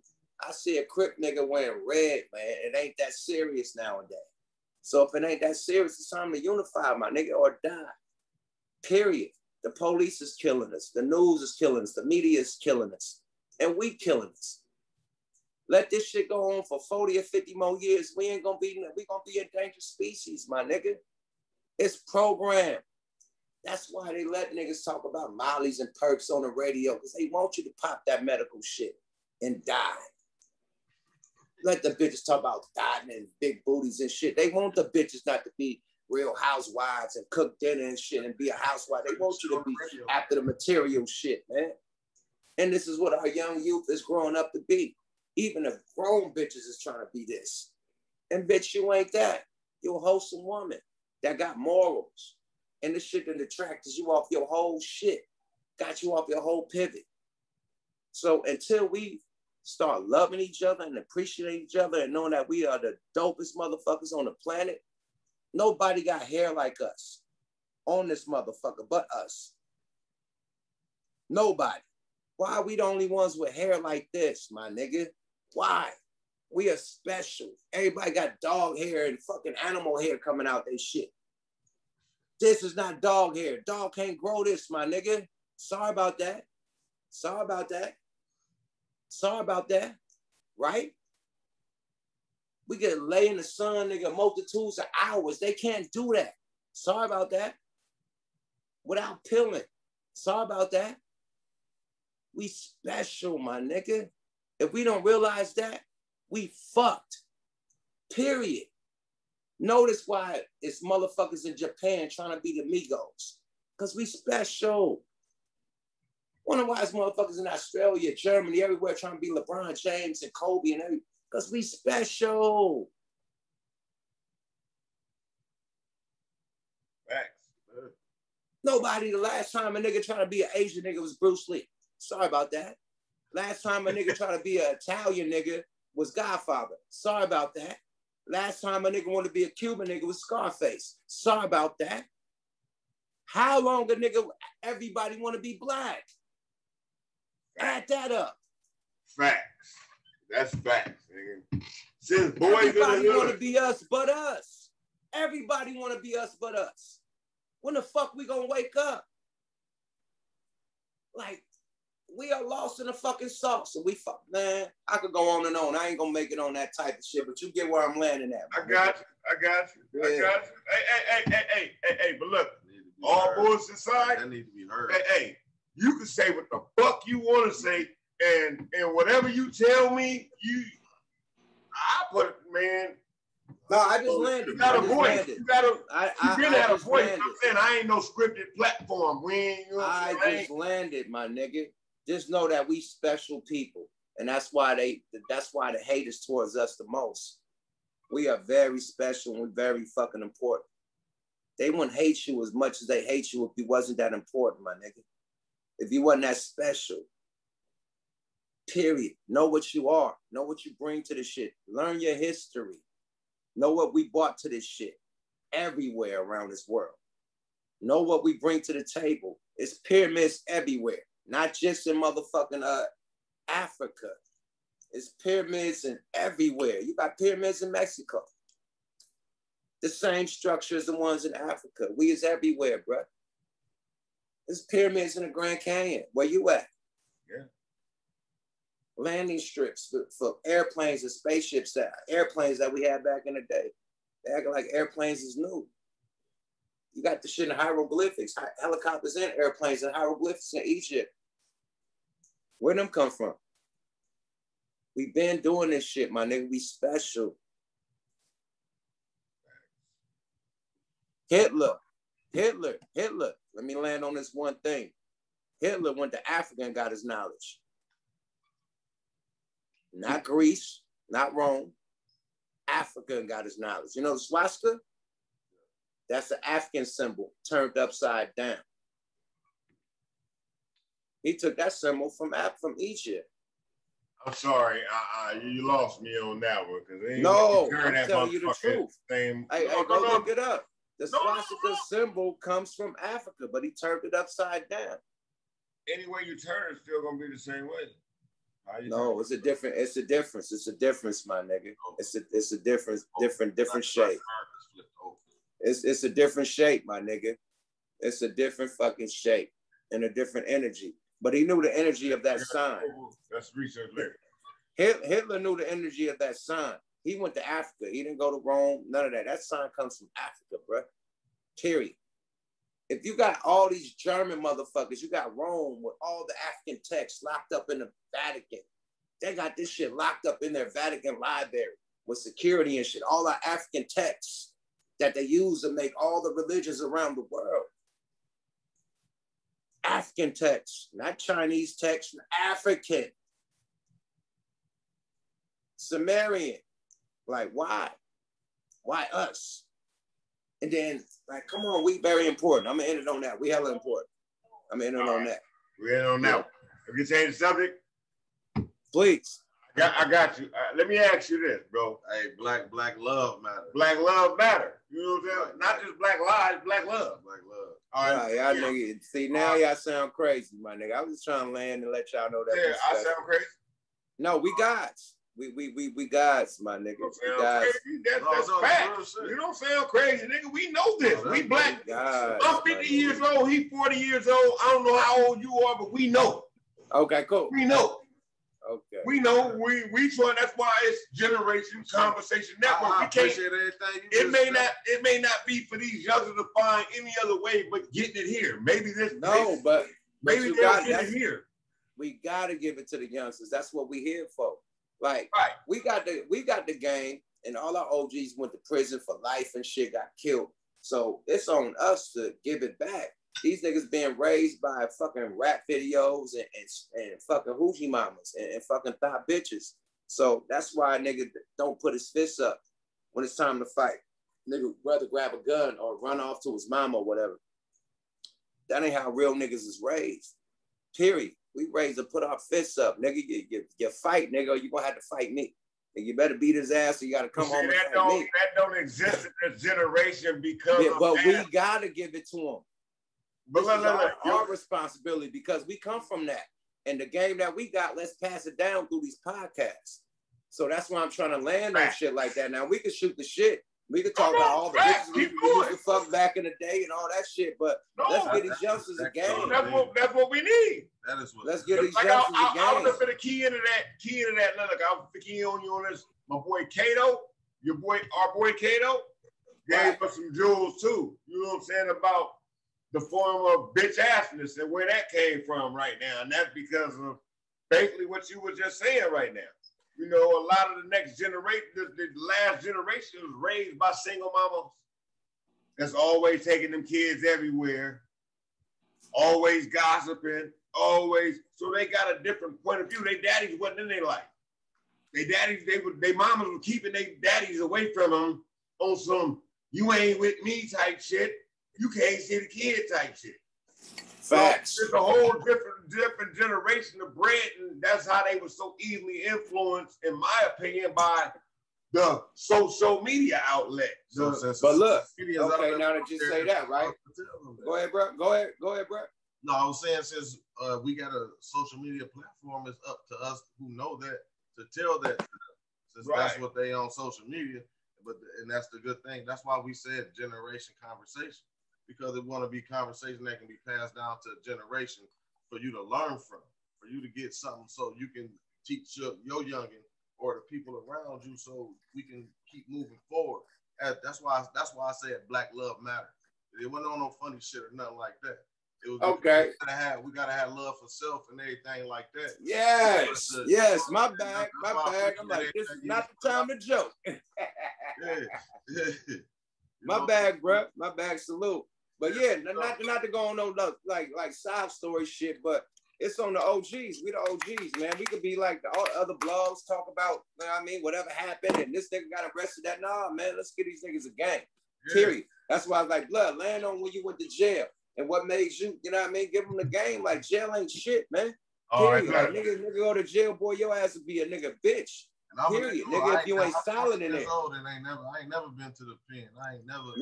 Man, you are. I got arrested once when I was 15.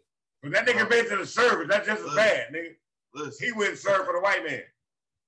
Yep, so I mean, same thing in the city. Same thing, nigga. You just got paid. Right. We both was in the government system. I still got paid, nigga. That's all. You know? At the end of the day, man, when you go to the service, man, it's like going to college, man. You getting that game. You getting that, like, niggas want to learn. That's if you was paying attention. Yeah, that's right. If you was paying attention. Yeah, you going there. Yeah, you going there to get game, my nigga. Period. I was straight up. I mean, I learned a lot, but you know what I'm saying. All right, let me give you one right here. It's gonna be about three to 4 minutes. But tell me what you think about this, since I'm gonna put it out there, and I want your opinion about it, because you one of the realest niggas I could put this in front of first, and I ain't even put this on. And you know what I'm saying? I ain't put this out yet, but this is something I just put together now. It's about me, bro. You know how when you started your podcast, a motherfucker know who you is. Right. Google you. Kato, right. Same thing. Right. Miss I don't know her name, and I watch porn. I just don't know her name.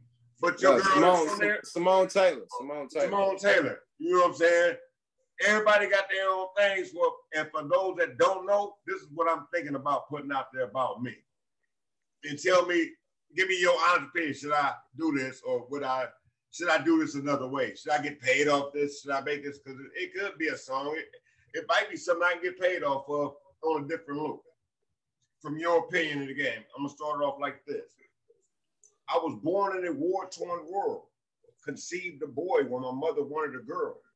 Very little my family had, leftover food, hand-me-down rags. Raised on the east side with a poverty struck in place. School and education, it seemed such a waste. In church, I heard the voice of an old preacher man, praying, Lord, send your angels to give us black folks a hand. And Father, show mercy on a troubled man. Prayers unanswered, dreams unfulfilled. Maybe it just wasn't. Stop. That's a new intro. You the new goddamn Mac Minister, free Mac Minister, but that's gonna be a new intro for my album. Stop. I got you. You see how you said intro? I said the same thing. Yeah, that's gonna be the intro for me and Pete Rock shit. Stop it. We gonna talk. All right, but let me finish. No, nigga. No, don't give him no. It's not live. No. This is not live though. Why you ain't? So what? You still recording, right? Yeah, so I'm giving it to you. No. Give it to me on the phone, Tyrone. Just give it to me on the phone. Yeah, man. We gonna save that, man. Period. Yeah, that's a new intro, man. Stop it, slime. You got a gift, man. Focus on that, man. Yeah. Stop it. Don't get out of the way. Yeah, do that, man. That's for the kid next album, man. Stop it. That's my life, man. Come on. We're gonna do that. That's gonna be the intro of crack. That's gonna be the intro of motherfucking crack rock, me and Pete rock shit. Man, I was right here. I just witnessed this shit. It's going down intro on the next album. I got you. What'd you say? It sounded like an intro, right? Yeah, I said that from the beginning. Man, when I heard it sounded like an intro, I'm like, nigga. It gets way more intense, dog. I don't fuck all that. We're gonna talk on the phone about that. But back to these kids. Oh, blood, I like that. Good looking. But let me make some money off of it then. Help me. That's what I'm talking about. You got your publishing, you got all your ass caps, BMIs and shit. You been did that. So yeah, I'm good. I'm in there like swimwear. Yeah, we're gonna register the publishing, period. Oh, yeah, I'm good. I got my LLC and all that shit. It's only gonna be you and the beat nigga getting paid, 50 and 50. The nigga who do the beat and you saying your shit. I ain't gonna even get paid on that song. That's just gonna be the intro. You'll get 50% of that. You know how publishing goes, so let's go, nigga. All right, I'm with it. Hey, look, I ain't doing no more than that, though. Like, I ain't trying to rap no more, nigga. I'm 50 years old. I don't need you to rap. I need that intro, nigga, with that poetry. That's dope. That's wet. Nigga, my nigga Mac Minister in jail. I ain't had no dope poetry, like street poetry. Oh, yeah, I got you, nigga. I need that. I've been missing that. I got you, nigga. I know. That's why I'm starting my outlet so I can put my shit out there. But okay, I got you. Say less. Yeah, we on. About these kids, man. How do you feel about how they trying to promote and make these kids feminine, my nigga? How you feel about that? Glad. Hey, look. Ooh, I gotta blaze my blood up on that. Cause look, I'm glad you said that because I just want you to know I caught on, or should I say I think I caught on to what you say, no Billy Ocean? No Frank Ocean, man. No, Billy Ocean. Okay. Billy Ocean had home.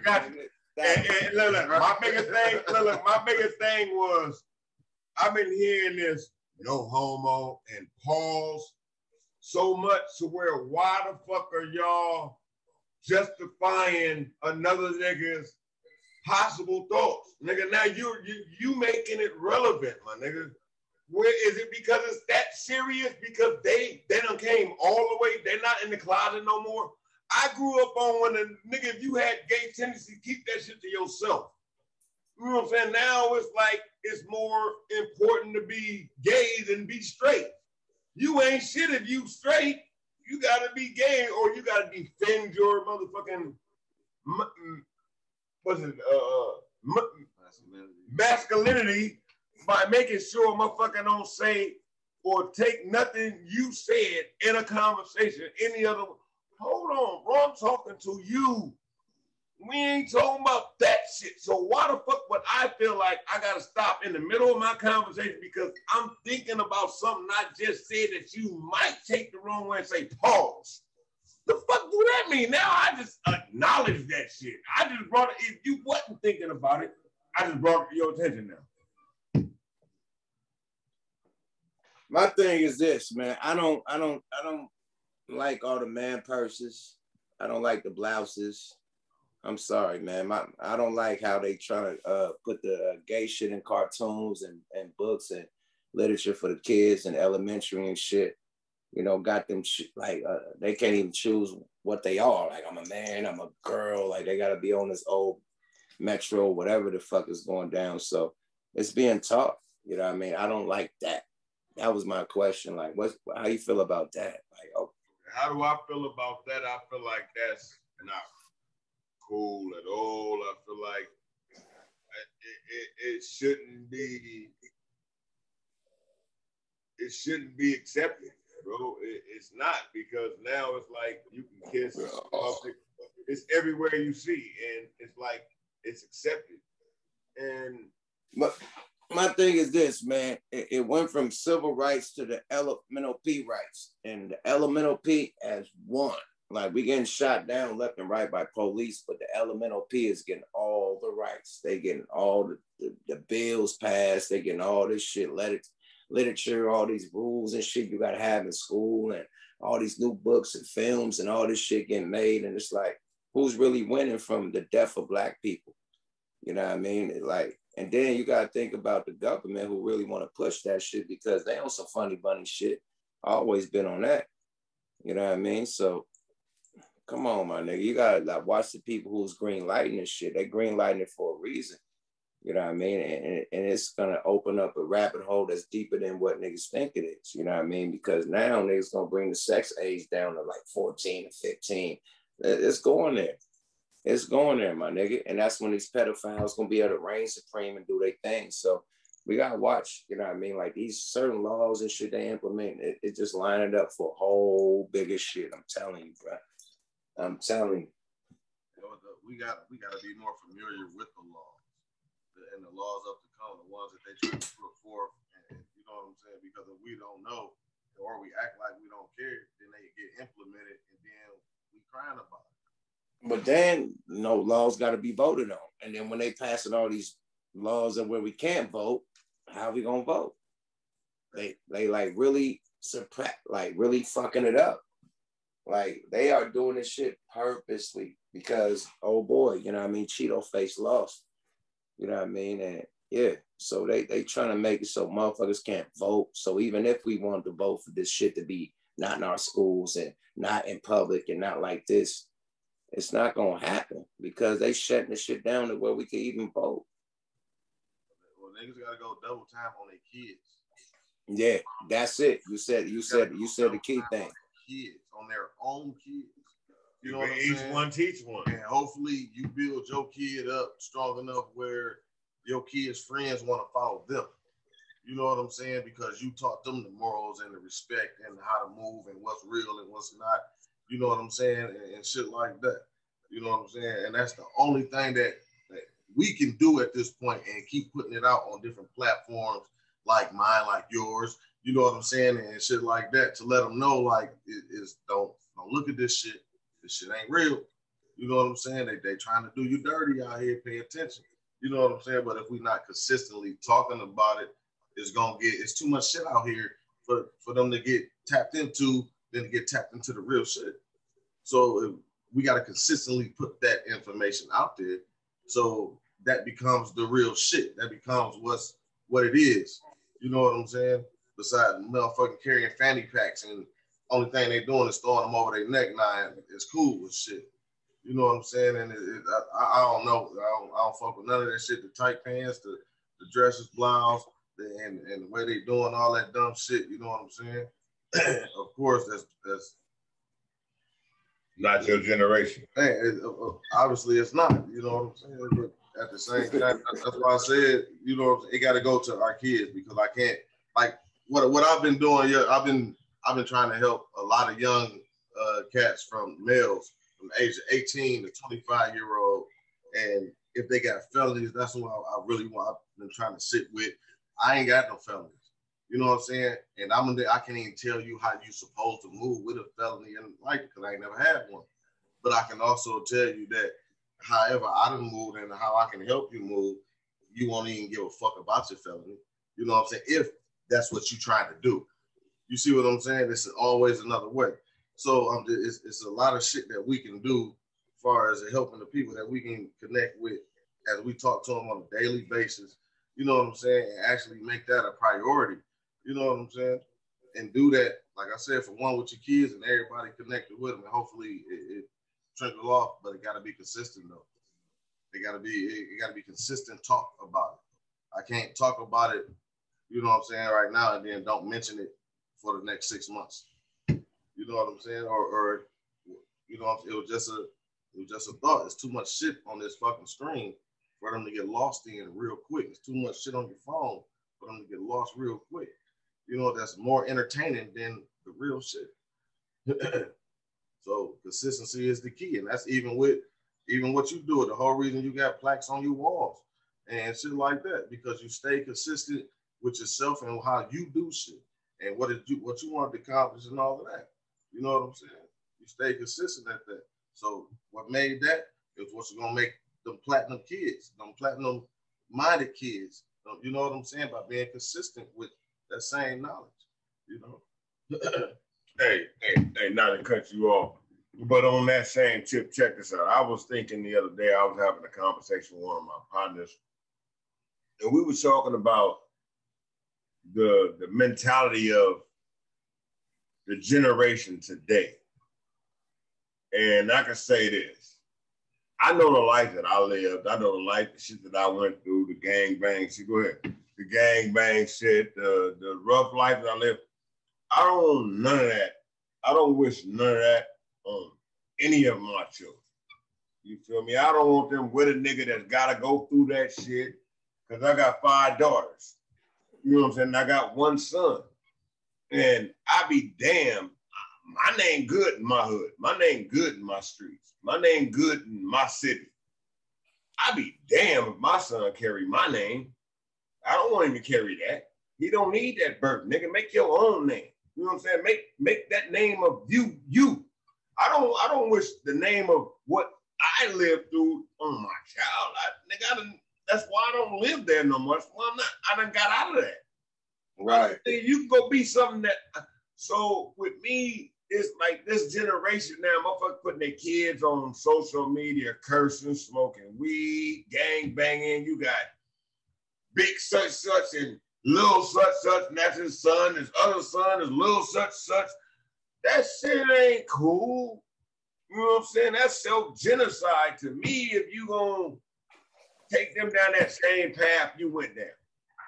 Just to follow your footsteps? No, nigga, I want you to do better than me. That's the whole purpose.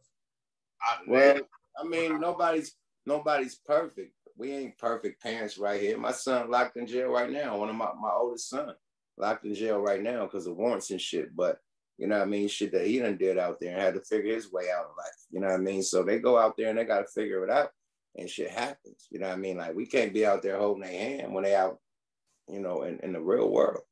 You know what I mean? We can't control that. But like Bruh said, we can give them the game. And like I said, back to the Jim Crow shit, it's the young against the old. The young niggas act like they can't listen to their dad, listen to their uncle, listen to their, you know what I mean, their granddad. They want to listen to their homeboys and these rap niggas. So it's a whole movement going down to where they don't even want to listen. And then my son, every time we go to jail, oh, Dad, I should have listened. Everything you said was real. But at that time, he want to listen to what his homies saying. You know what I mean? That's more important than what I'm saying. That's what, you know what I mean, is going down, the Jim Crow shit, to where the kids don't even respect the parents. Even the game that the parents trying to give the kid.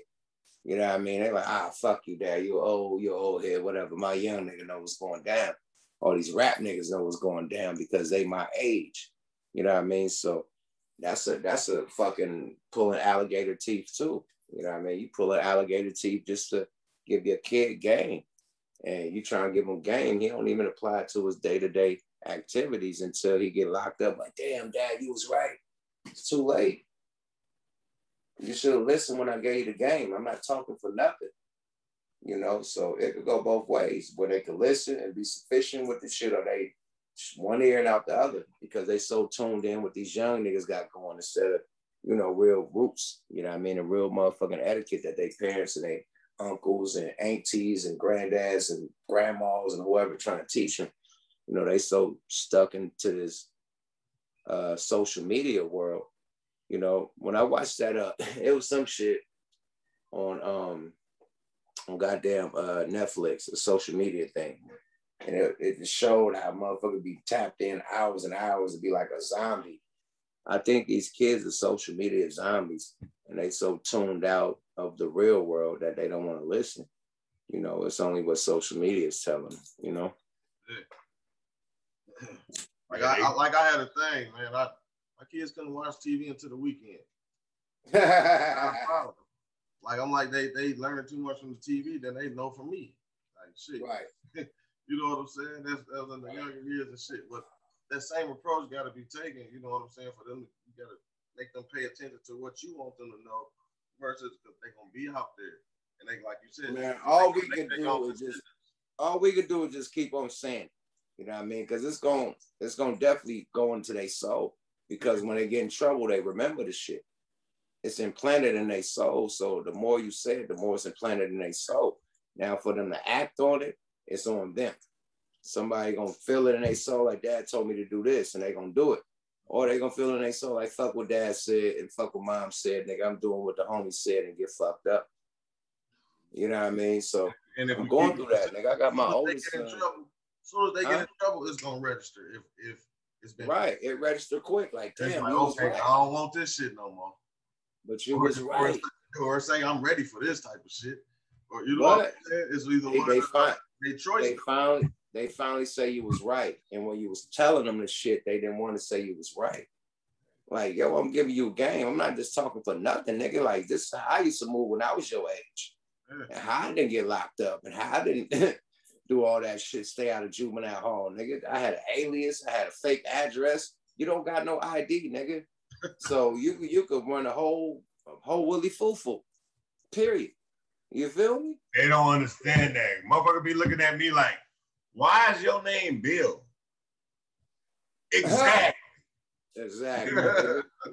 Nigga, my alias. Exactly the point, nigga. If you knew my government is irrelevant, you don't need to know what you need to know my government for, nigga. You need to know me for so I can keep it moving, my nigga. You know what I'm saying? We ain't doing no business together. You don't need my government, nigga. Right. My mama taught me that at a young age. Like, you know, your name is your name. Don't never forget your name. Love your name. Love who you is. You know, but I never met I'm talking about having a code name on the street. You know what I mean? That was a code name. An alias for when the police pull up. You gotta have a first, last name, a middle name, a birthday. Yeah, I got all that. A birthday, and you gotta have an address. So I'm telling my son, nigga, the best way to go is a Muslim name because they scared of Muslims. My name was Rashid Ali. I tell them Rashid Ali, Hamdulillah. They be like, okay, good day. They don't want Farrakhan coming through this motherfucker. You feel me? That worked back in the day. You might get killed right now. But that worked back in the day. Oh, you gonna be a terrorist. You say that shit right now, you got a bomb. Man, you might get fucked over saying that shit right now. But back in the day, the Nation of Islam and the Black Panthers was heavy in Oakland. You know what I mean? So I'm Rashid Ali, nigga. Alhamdulillah, nigga. They go, oh man, hey, good day, Rashid Ali. You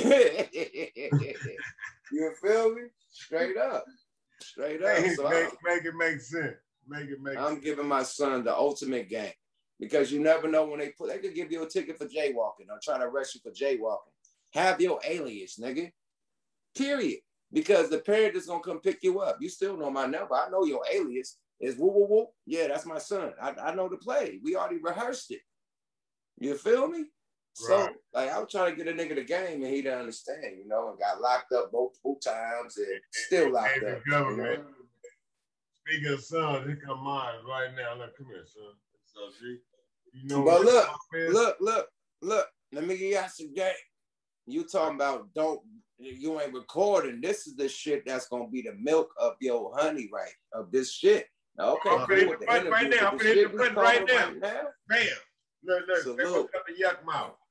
I'll show you who he is later. If you don't know, that's a young generation. Sorry, dog. Yeah. That's the last son.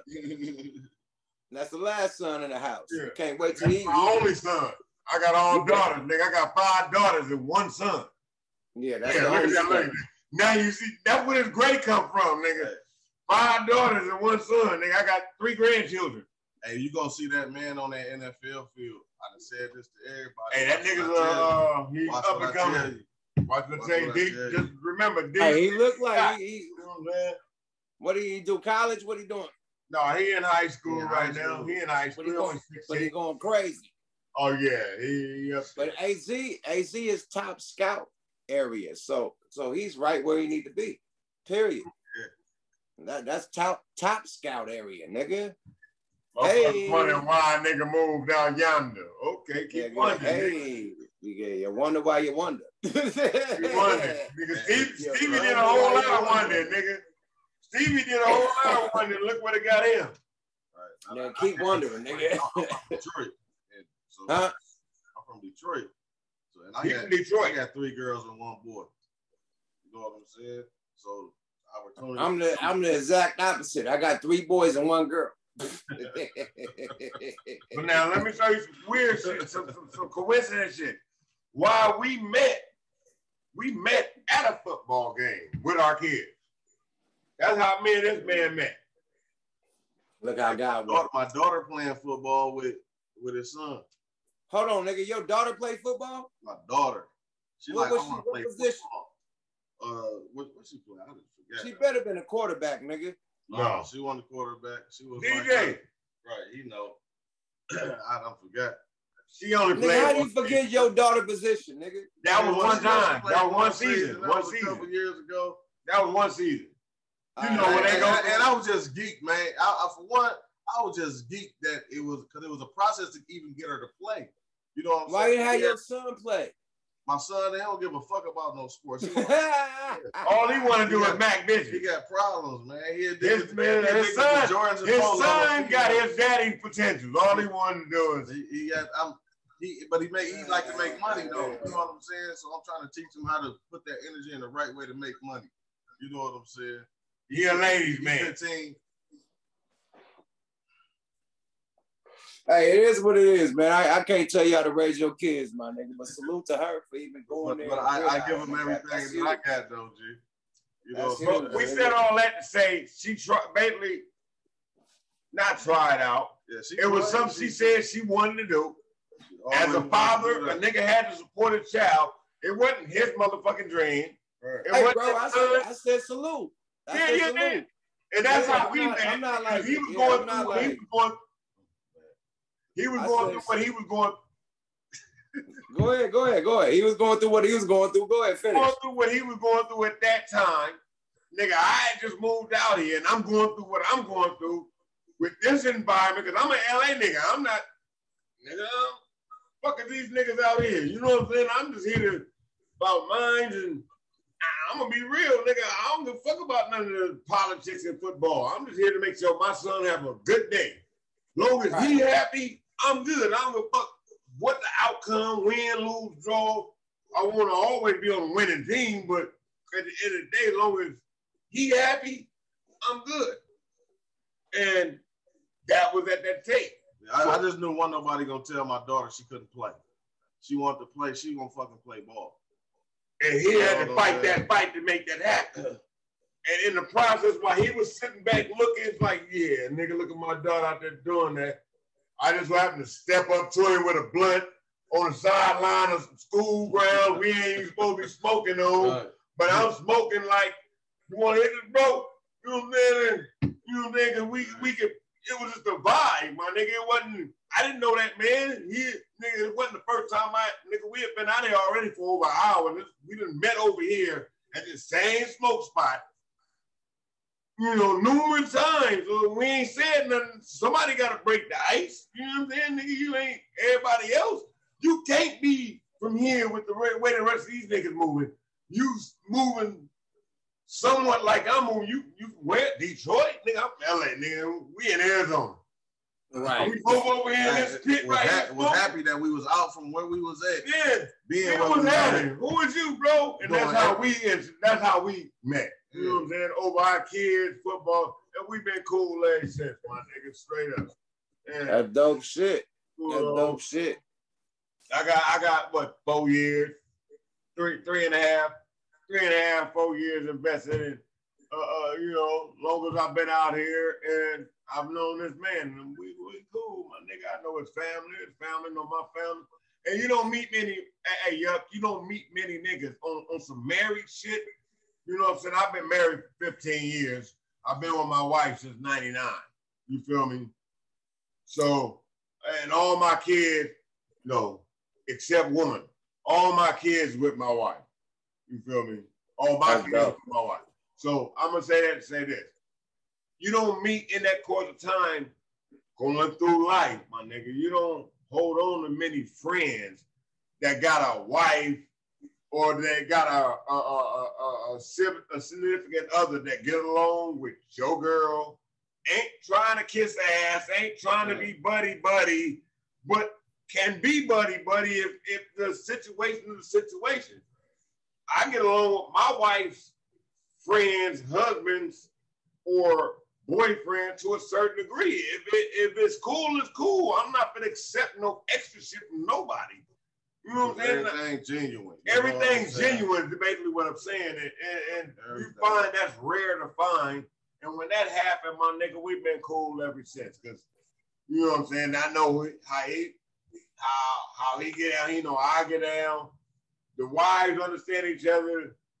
The kids, we already know, with no disrespect, it's irrelevant what they think. They gonna either get along or not fuck with each other. Whatever they do, that's on them. Right. They ain't gotta fuck with each other. They gonna do what they doing anyway. We as adults gotta mix and mingle in. But that's the thing. When you see people morals and standards intact off top, you know what I'm saying? It's a different thing. And if that's what we can teach the youngins off the top, like what do you see from the person you fucking with, youngin? You know what I'm saying? I fuck with solid people. Like, what makes that nigga solid? What makes that person that you looking to follow that motherfucker? Because I feel like any nigga, you know what I'm saying? Like, what is it? Like, we gotta tap in though, because we not having no conversation with them niggas either though. My thing is this: I love all of that, because it's about the foundation, bro. And I preach being married, I preach having a girlfriend. You know what I mean? Preach having that foundation and that unity. You know what I mean? But let's get back on topic, man. What's up with them blouses and shit? Like, where did this shit come from? Like, who gave the green light for rappers to start wearing blouses and man purses and all types of let's talk on with that. Oh, okay. It's the fact that who's not talking about it. Like, that's it's what the fact it is. that nobody's saying nothing about it. And we need to say something right now, nigga. That's what I'm talking about. Let's go. Shit, it's some fuck shit. It's some shit like you said. For one, it goes back to Jim Crow. If motherfuckers know exactly what the fuck Jim Crow is, okay, Jim Crow was the bad time. Ooh. No, what the fuck is Jim Crow? You know what I'm saying? That's what it got to be kicked to.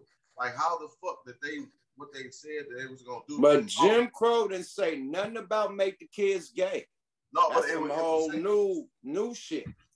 You know, it was supposed to be young against old, male against female, and that's happening right now. It was saying control of population though. That too, but where the gay shit come in at? Because they can control them with that. Because they ain't nobody getting. The masculinity. That's why they put stuff out the box, so they can control them and throw some purses and dresses on them, dress them up like they did blackface, dancing blackface back in the day. You know what I'm saying? Right. So control. That's the new blackface. You hit it on the nose. That's the new motherfucking blackface. Facts. That's exactly what's going on. But that's why I said for us to now. I just said that, right? So now we got to tell them about that because they don't even know what the fuck I'm talking about right now.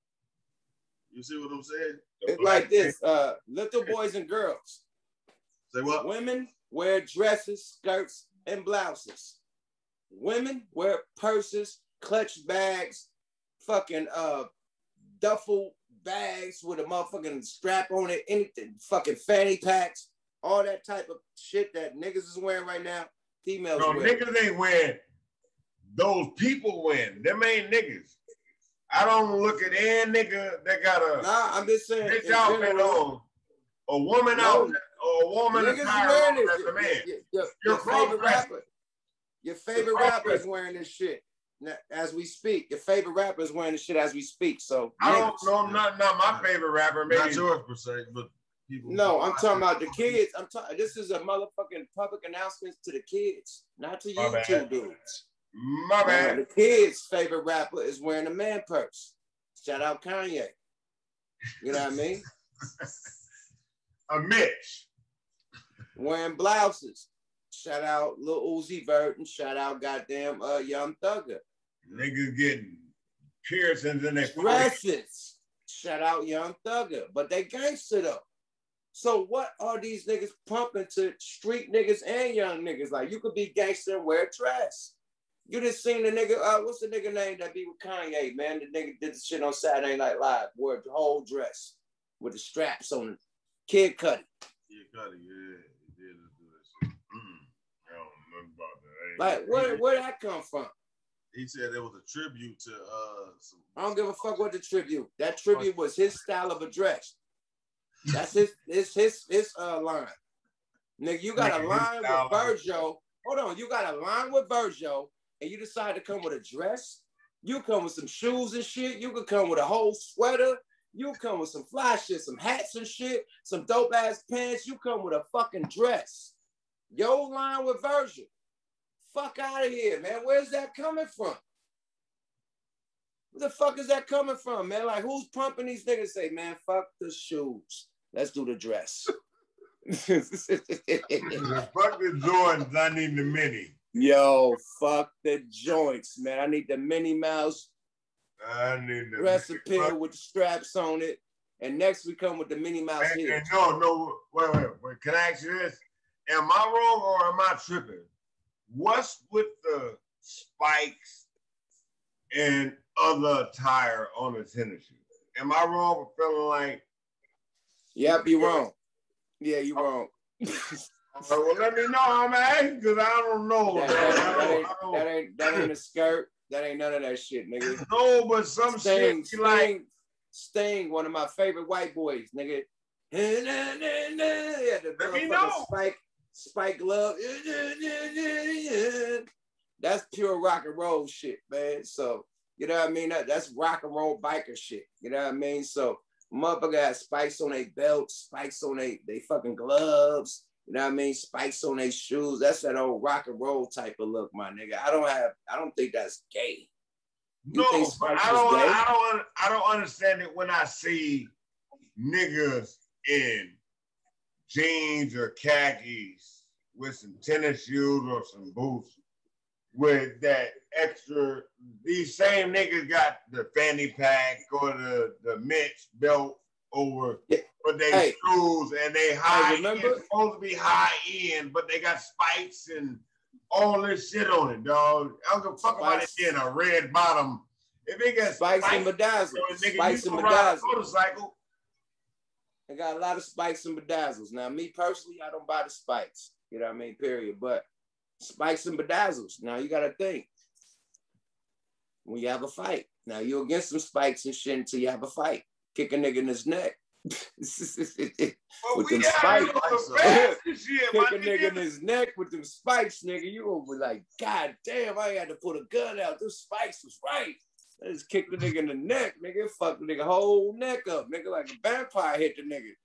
It fucked his whole life up, nigga. Like, come on, man. Them spikes was right. See, until you have a fight with the motherfucker. Until you have to drop kick a nigga with the motherfuckers, you ain't gonna really know the real benefits of the spikes, my nigga. Get into a fight with the spikes, nigga. You be like, oh yeah, nigga, Wolverine foot. You got Wolverine feet, nigga. Yada fucking niggas up, nigga, with a motherfucking roundhouse, nigga. Wolverine stop feet, it. That ain't Wolverine feet. Nigga, you better respect the spikes, nigga. You like, stop it, nigga. Spikes in your life, get some spikes in your life. I don't have to worry about spikes. I don't put myself in until you get into a club fight. I can't get to my gun. I can't. I'm 50 years old. What I'm going to got a chair. Look. There's a situation. You ain't got a chair near you. Ain't got a bottle near you. You can't get to your gun. You in the middle of your club, nigga. They got a chair.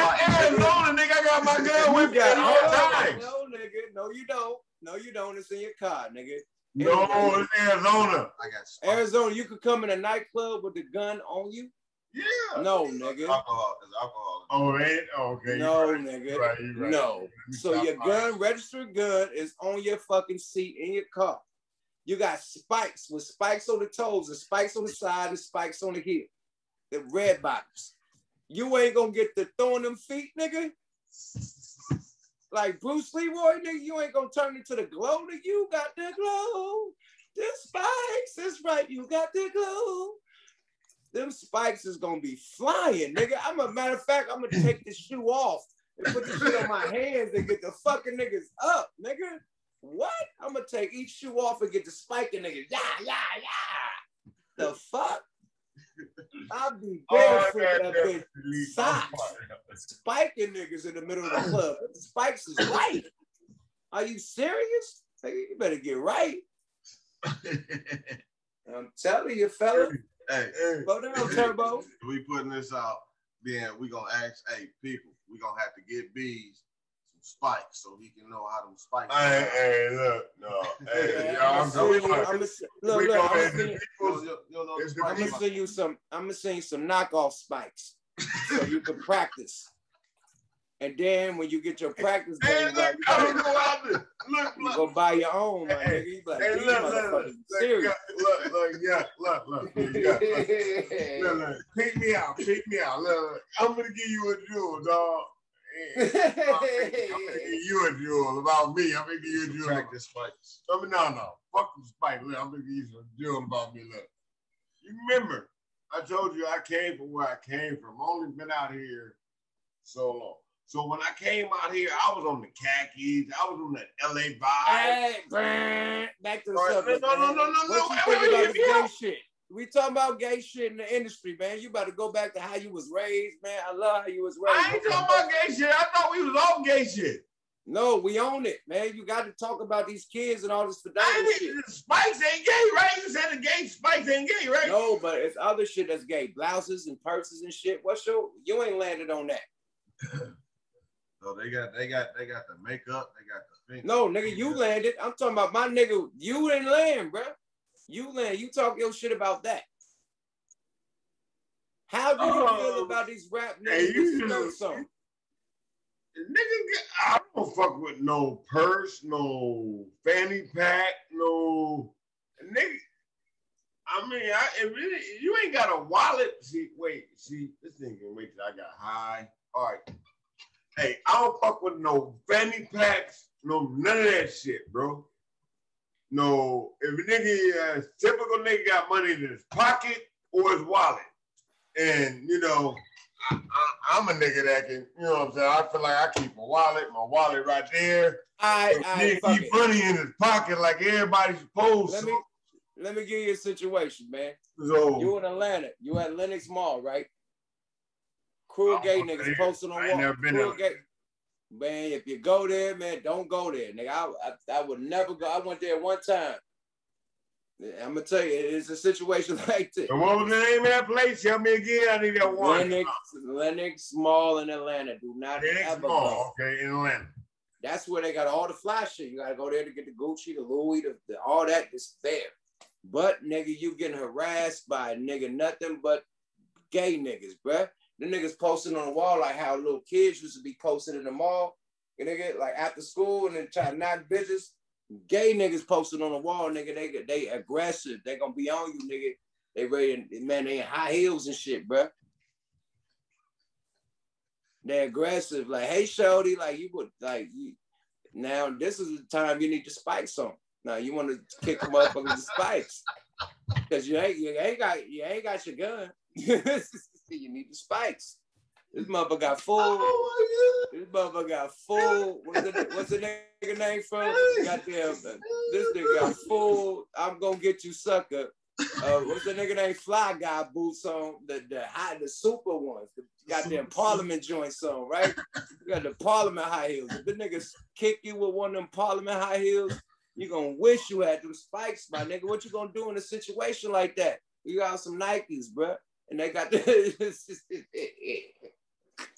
is you gonna buy you some spikes? Like, hold up, I'm gonna start buying me some spikes. You see spikes in the window, they like hella spikes on the way, they like flashing like bling. And there's a gay nigga like approach you hella rugged.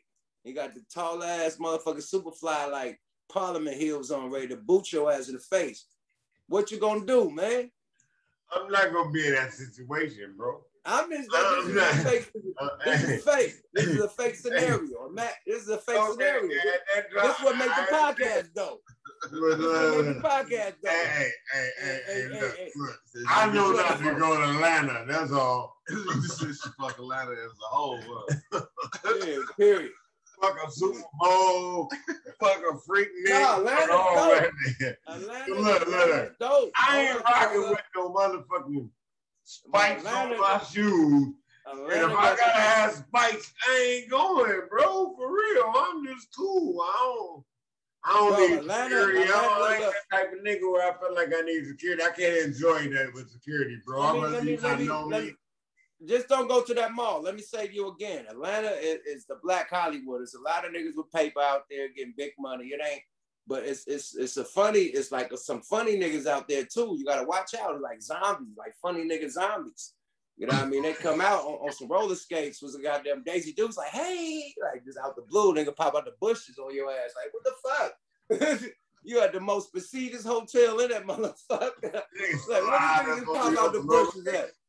Bro, you wait for your car to come up, your rental car valet to pull up. This nigga pop out the bushes. Hey, on some roller skates, nigga. Multicolored, rainbow bright. They glowing. The motherfucking wheels are shining. They like got lights in them and shit. They got a colorful. Yeah, it goes down like that, bro. I'm honestly say, dog, I ain't ready. Gay nigga pop out looking like homie clown on your ass on roller skates. I ain't ready for that environment because I don't know how I would react. Especially if he addressed me verbally or physically. I don't know how I would react. That's why I don't live in Atlanta. Everybody like, go to Atlanta, go to nigga. No! My kids ain't being raised in that. Hey, I mean, look, bro. I ain't trying to go to jail. And I ain't trying to be homophobic. Sorry about that. Keep that shit to them people away from me, bro. I ain't walked there with my dick out saying I'm straight. So don't slide up on me like baggage claim on some skates with rolling when you know, let me know you just flaming. I don't need that. Especially at that time, no, you don't even know what I'm going through, so my reaction might get me locked up because you fuck around and get slid, bro. I mean, straight up. I mean, that's like me, just like me running up on a non-affiliate saying, "What's up, blood? Woo, who's that?" Nigga, you slide up on me on some gay shit to even something I'm saying. If I say something and you say gay, I'm not gonna justify that to you, niggas. Let me go back to the story. I forgot. It's like the future, man. They ain't on roller skates no more. The nigga pulled up on a hoverboard. You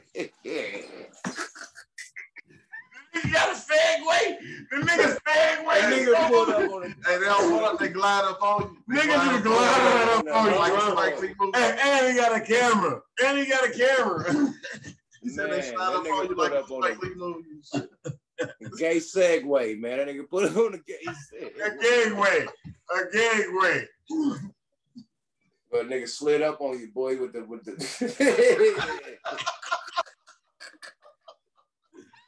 Oh my God. All right, enough of the joke. Next topic. All right, let's go. All right. Yeah, but that it was some bullshit, bro. That's where we was going with that. That's awesome fuck shit. You gotta make some funny of this shit because you get too serious, man. You have a protest in front of your house, my nigga. So we don't want that.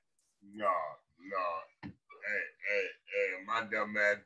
You shut up. No. Yeah. Hey, man, next subject, man. Hey, man, what about all that motherfucking weed y'all smoking? They goddamn Azure kazoo you got back there, man. Hit that motherfucking top, like ding, ding, ding. You gotta hit the bell, man. No, hit the bell. Hit the bell. Hey, man, time to switch the topic. That's what that topic switcher right there. Bing. All right, switch the topic, nigga. Hey, all boys inside, listen, I swear to God. Look, You just started. You just started. Bro, you fuck. Hey, look. This is all we do. So look, check me out. But you can't even talk. After I get those questions out on my next interview from here on out, then I'm gonna go in just like you just solidified. That's what I'm fucking supposed to do. You know what I'm saying? Are you still drinking with us yet? Come on, Wayo. Come on. Let me go grab a shot. We'll wait. Y'all been Scotland shot on the nigga, man. Hey. Back at it. Here we go. Salute, my G. This is my Oakland joint. Hey, can I get one of them? Salute. This came from the airport, nigga. Yada. That's for Shock G, my nigga. Yes, sir. Rest in peace, Shock G. Did go underground. Hey, I saw the life that you brought to everybody around at that time, bro. Hey, you got a presence. You know what I'm saying? That breathe life into people. just by you being around, and it showed that day. You know what I'm saying? One of hip hop's, you know what I'm saying, people. And everybody was down. We saw the video, and then you just talking, being you from what we know of you, as being a fan or whatever. Just you being you. Everybody starts celebrating and understand, like, okay, you know what I'm saying? Everybody had a smile on their face, though. You know what I'm saying? Oh, you seen the part when I told niggas to do the humpy? Yeah. That's film? Yeah. Yeah, it's on YouTube. Yeah, you out there, G. It's on YouTube. When I said niggas Shock wanted to have fun, it's out there? You out there, G. Oh, that's huge, man. I didn't know. I thought that was a private moment, man, but I had to turn it up, man. It was a real sad event. And I'm like, Shock is the ultimate party animal. We got a party, period, and just made everybody get down. You know, so yeah, man, salute to Shock, man. We still partying for Shock, you know?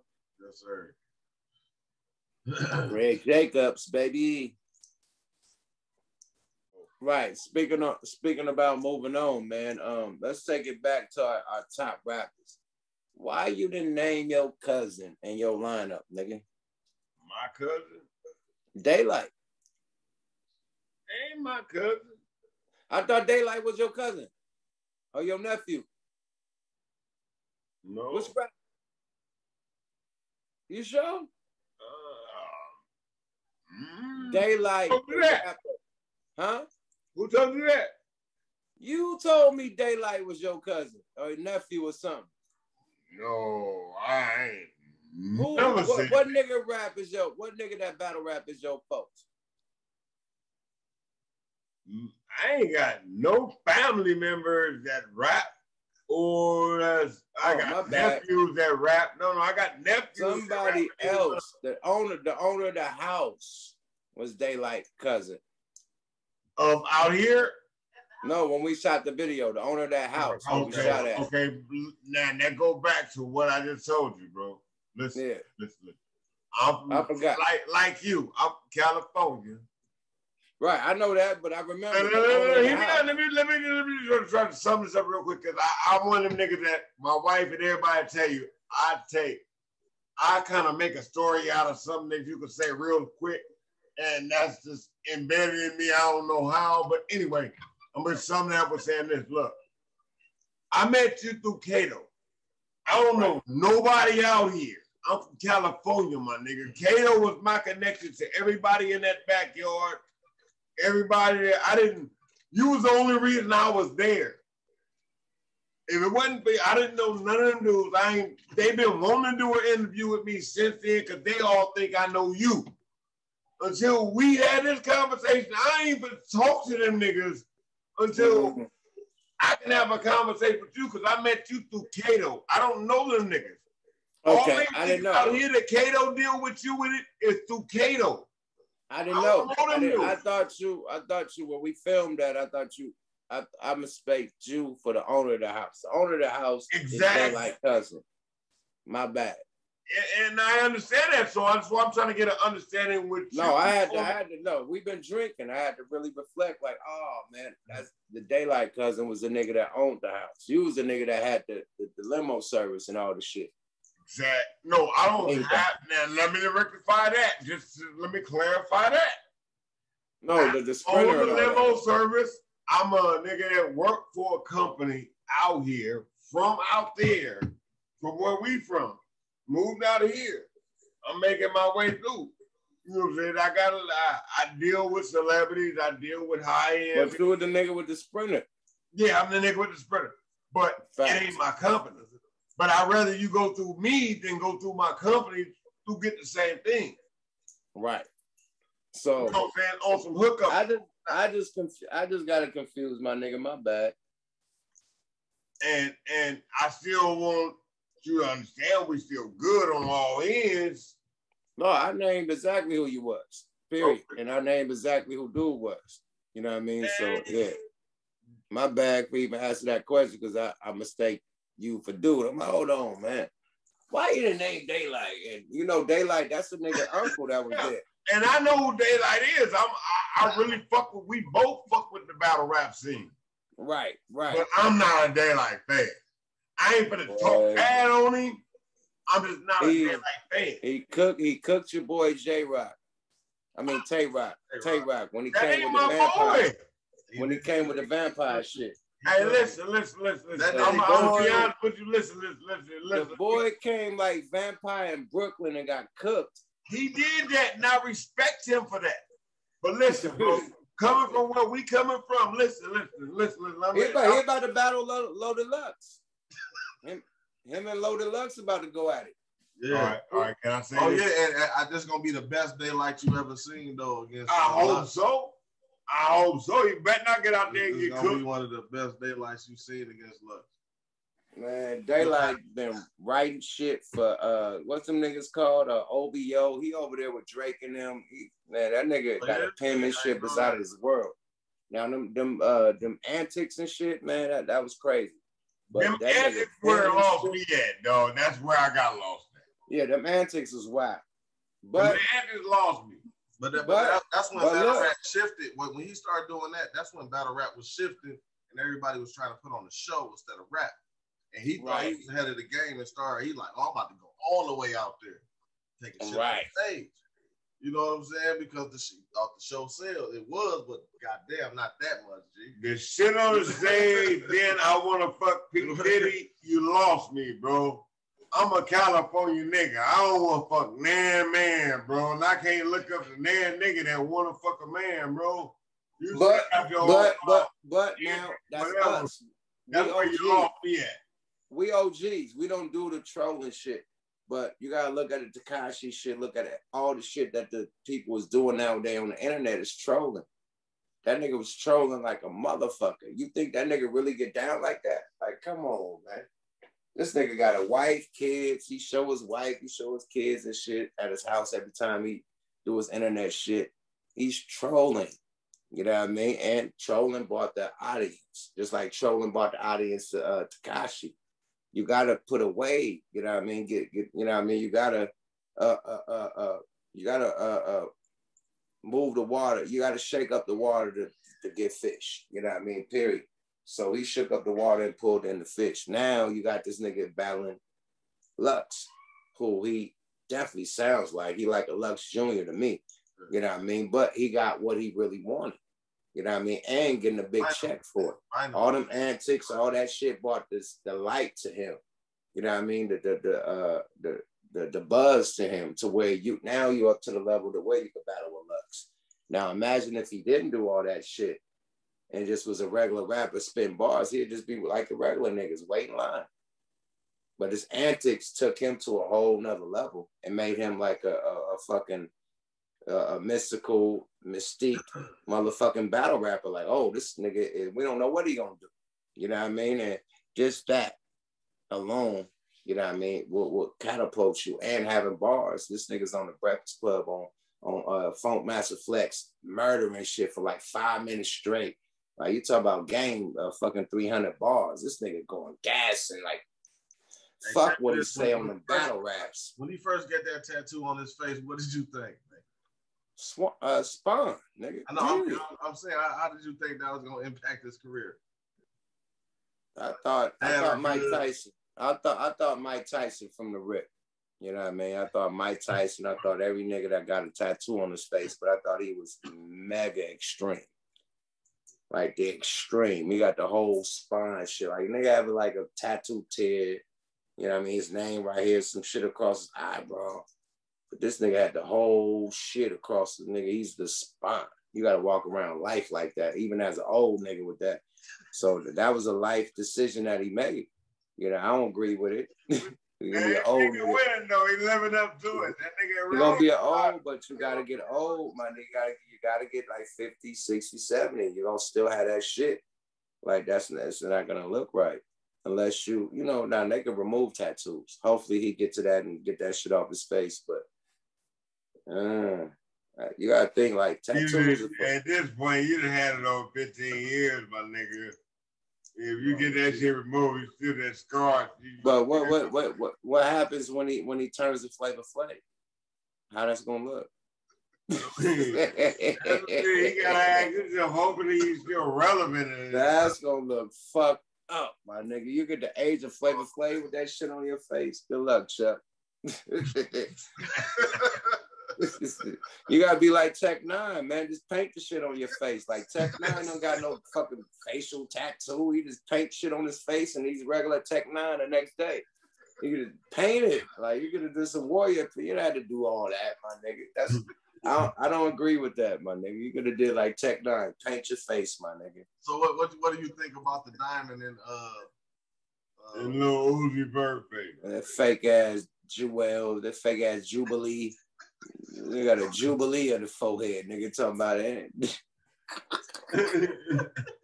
Talking about 20 million, nigga. You got 20 million slaps in your face. $20 million. Any nigga that think that shit is real deserves 20 smacks in their face, my nigga. Like, what's that nigga name from goddamn Street Fighter?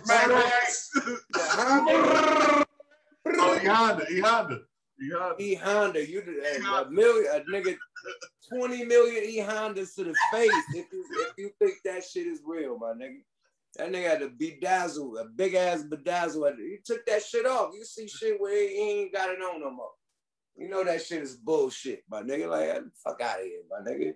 You ain't got a $20 million home. The fuck you talking about a $20 million? Fuck out of here, my nigga. Don't stop it. Like the internet is so crazy that a nigga just say anything and niggas think it's true without. Yeah, like that nigga probably fucked everything up. That nigga probably spent a soft 200 bands on that thing, if that. Nigga said 20 million. 203 at the most, probably 4. But Lord, 2 million? That's a tainted diamond. Like you paint, like if you got a real pink diamond, all them fucking colorful diamonds are treated diamonds, first of all, unless you got the real shit. Them real yellow diamonds, canary diamonds cost hella money. Real blue diamonds cost hella money. Them shits cost more than regular diamonds. All the other shit they tainted, it's like motherfucking Kool-Aid colors and shit and white water. When you put Kool-Aid in white water and then make it that color. So yeah, the shit, like, come on, my nigga. That ain't no real pink. That shit don't even hit like that. That shit just look like some pink. If it was some real shit, you couldn't even look at it without that shit blinding you. That shit we like, like, god damn, bro. That big. That shit will have so much radiant light hitting off that motherfucker. You wouldn't be, it'd be like this light in front of me. That shit be like, that shit'll be hitting. That shit just look like a regular stone on his head. Ain't nothing hit, ain't nothing flash, ain't nothing dance. Diamonds dance, my nigga, when the light hit it. Like, you a nigga that know, nigga. You done been all across the world. You know when you put your ring on and your chain on and you put that light on that motherfucker, what them diamonds do? They dance. I ain't got no diamonds, so I ain't got it. They dance. Them motherfuckers get going bling, bling, bling. All the light get the floating and shit, look like water and shit. Pacific water get the floating and shit. That's why I call ice and water, because it get to float like water and get to spring like spring water in the Bahamas. When the light hit it, it get to shining. So why that shit ain't shining? I'll wait. And it costs 20 million. That shit should be the most divine shine in life. Nigga, you could be dark and that motherfucker hit like, ooh. Yeah, come out with a light of that motherfucker ain't hitting. In the dark, it be shining. Real diamonds hit in the dark. This nigga, when he was cussing out the bitch, he like, JT, don't talk to me like that, bitch. I'll make it kiss me right now. He's saying all that shit didn't have no radiance to it. That shit should have been blinding the camera like, no radiance. It was supposed to look like the ocean in the Bahamas, that clear blue ocean when the water hit it, like that top of the water, that bling, that bling, that's how the diamonds hit. That shit wasn't hit like that. That's foolery with the jewelry, bruh. Stop it, slime. And don't get 40 years old and your rap career is over with that shit in your head. Good luck, Chuck. Go to the wrong bar and drink a beer if you want to with that shit. If it's real deal Holyfield. Hey, so let me ask you this. You gotta walk around with armed security every day. 20 million on his forehead? Come on, my nigga. That's ridiculous. Fuck Floyd Mayweather security. He gotta double it up. Wait a minute, bro. Right? Am I lying? You saw the hat get took. Oh yeah, that was wild. So Floyd being a boss. Take your hat off and walk away. Yeah. Floyd being a boss should have had his nigga put another hat on him. Like, man, I ain't shit, man. Ain't nothing to peanuts to elephant, man. You little clown ass nigga. Hey, but instead, Floyd took it like a nigga socked him or something. I'll kill you. You just like. Listen, I totally understood Floyd to the 1,000%. That's me. I'm a hat dude. I got a million hats. All right, man, take your hat off. Man, you do something to my hat, I won't touch my hat or do nothing until I get ready or whatever happened to man, mine. So can you take your own hat off?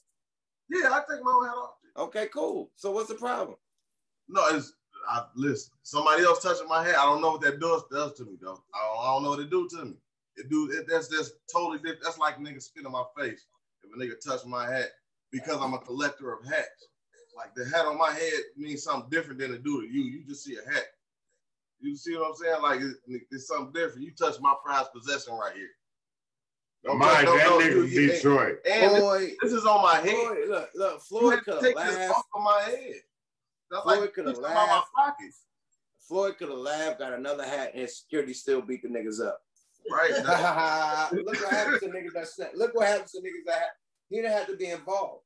I'm gonna beat your ass. I'm gonna kill you. Don't never. I mean, all the extra, all the extra shit. I'm saying that initially. You shouldn't have to fight. Your security need to get active, nigga. What am I paying you for? First of all, you know what I mean? That's King Von shit. What I'm paying y'all for? Why should I have to fight? You see this nigga right here, security get on him. You know what the beef is. Why should I have to go fire on this nigga if I'm a boss? I'm a millionaire. Same with Floyd. Why should you have to go in there and try to fire on niggas? Security should have been extra active. Not so to take it that far, but I'm saying the initial snap off, I'm on you. I'm a boss, my nigga. I'm saying at the same time, you could take the hat off. Now, if you snatch my chain, he untied the nigga's shoes when he was on stage. Did he do the same thing? Oh, I ain't know nothing about that. I don't know. Man, the nigga, when they did the face off, the same nigga untied his shoes when he was on stage, and Floyd was like, "Hey, that ain't nothing." He untied his shoe. That's something different. So when he took the hat, face off or after? Okay, well then it should have been the same face off. So it should have been the same. So he untied the nigga's shoes, and Floyd then drop kicked the nigga. Oh, don't you disrespect me? Like it wasn't none of that shit. So at the end of the day, I think Floyd needed to calm down. That wasn't professional for him. You got security to deal with that. You know, and that's the same shit that we talking about these little rappers, man. Why y'all gotta do the bang bang? You got security to deal with that. Then let me say, and that's the thing that because you've been in the lights, you've been there, you've been doing your thing for a minute. You know what I'm saying? But a nigga from the streets, you take a nigga from the streets hat, you gonna get it. That's all. That's why I'm saying the initial. I haven't been there. I haven't. You know what I'm saying? Okay, I got Floyd is there. Ain't nobody gonna have no shit for now. Me or you, it's good for like that's the perfect response. But not Floyd. Not a billionaire, my nigga. Not a fucking billionaire, bro. Sorry about that. Not a billionaire, my nigga. No, billionaires got allegiance of security that will fold a nigga like a pretzel. Secret Service that'll shoot a nigga from a roof. Not, I got a box a nigga and sock a nigga up, man. Put your hood on, man. That ain't shit to a boss, man. Next question, man. What y'all got going on? Hey, and security beating his ass in the background. That's bullshit. For sure. I got you. That's so that time, so he really stepped out of television. He really hey man, hey, shout out to my security man that fold that nigga like a pretzel, man. Love y'all guys. But how many questions y'all got? Yeah, I took this fight. Yeah, I'm gonna get 100 million. for 10 minutes. You know what I mean? Probably 5 minutes because you know how I do. Yeah, back to the interview. Man, shout out to security, man. That's why I hire you niggas, man. Fold niggas like a pretzel.com, man. That's Floyd security, man.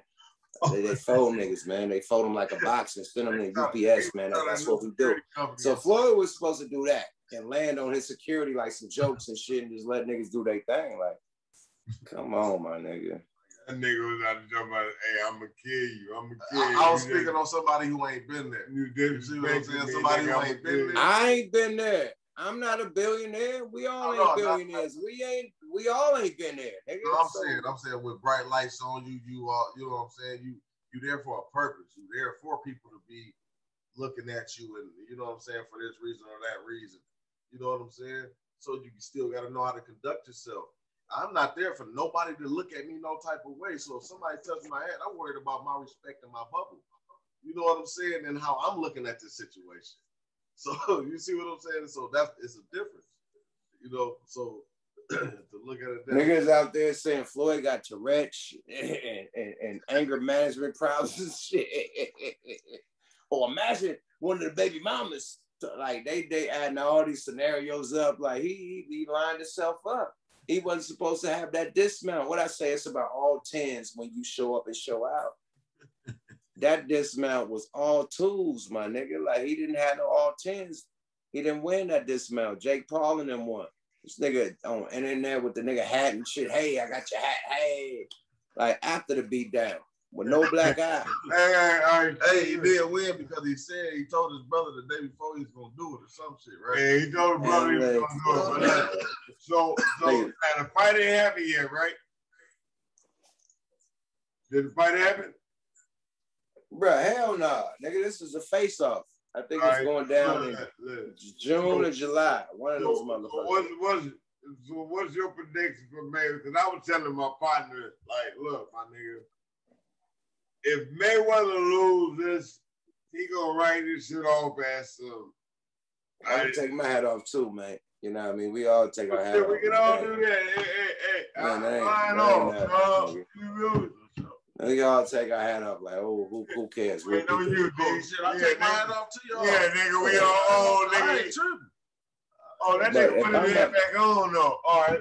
I can take it out. Look, but if I'm a billionaire on this level, I'm not tripping off a nigga. Nigga, I'm comfortable. I have $1 billion. I don't give a fuck what hat come off. Period. Even if if I got an afro and my lineup ain't right, my beard is all crazy, I don't give a fuck. Nigga. Goddamn, whatchamacallit ride around? What's the nigga name, man? That got all the money. Bill Gates. He ride around an old ass Volvo. He ain't in a Lambo, none of that shit. But he got all the money. So at the end of the day, like, I be on that type of shit, like, oh, peasants. Have another hat. Yo, get the hats. Give them more hats. I would have shitted on this shit. Bring the box of hats. Give them more hats. Like, I would have took so much advantage of that on some boss, you know what I mean? Prince of Belvedere, like, whatever, man. Prince of Bel Air, whatever. I would have bossed up on that. Oh, my Lord. But drama sells. So that got niggas anticipating a fight with this nigga. And then if he win, he gonna fight the other nigga. Because he called both of them niggas. He called both of them niggas out. I got a funny one for you. I got to spark up the blunt on this one. I got a funny one for you. Let me ask you this, bro. What is your opinion on that worldwide televised fight of a drunk? No, I might delete that. All right, let me go back. What is your opinion of that worldwide televised fight between Bosco and Gonzo? Hey,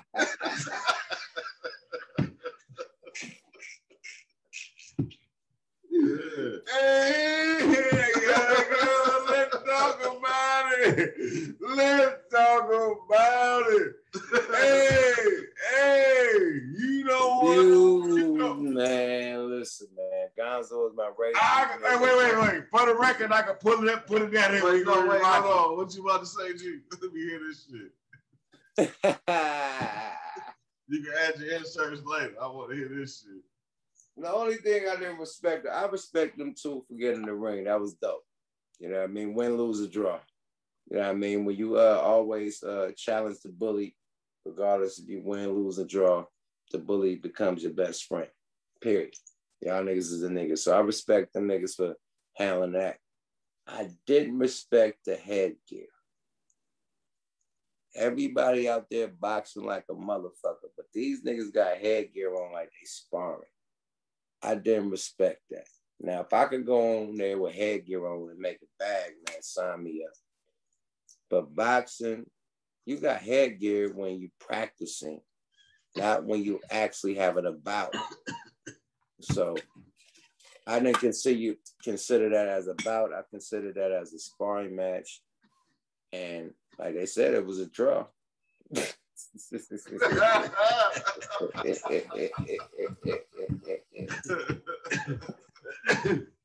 I don't know Gonzo. It was a draw. Hey, who won? Y'all let me know who won of y'all. I ain't got no. Too much gear. It was technicality. Too much shit on. Nobody landed a clean bunch. I don't know what was going on. I'm just saying, I ain't seen nobody land. It looked like they was putting on the show for a kid birthday party or some shit. Yeah, it was like Tommy the Clown out there dancing. Like they was in the backyard. They was out there Tommy the Clowning. You might get fucked up by nigga, bro. Tommy grew it up on the block. Everybody got out there. Hey, respect to them guys, though. You know what I'm saying? Hey, get it. I couldn't do it. But look, the next thing they're gonna challenge me, you, and you. Like, nigga, let's get it. What's up? Hey, I get out there. We want to get out there on the gear. No, we only. Bro, we got headgear. Let me say this though, because I want it to be rectified right now. I don't know Gonzo. I don't know nothing about that brother other than the legacy that I know online. I don't know. I know Bosco, but I don't know Bosco. I ain't from the West Side. I'm an East Side nigga. I know him. I can call him right now. If he answers the phone, cool. If he don't, I can't get mad because he ain't my partner. You feel me? Right. I can say this. I ain't talking about experience. I ain't talking about personal connection. From what I seen on this bout right there, dispute, and both them niggas had training, I fucked both them niggas up. Straight up.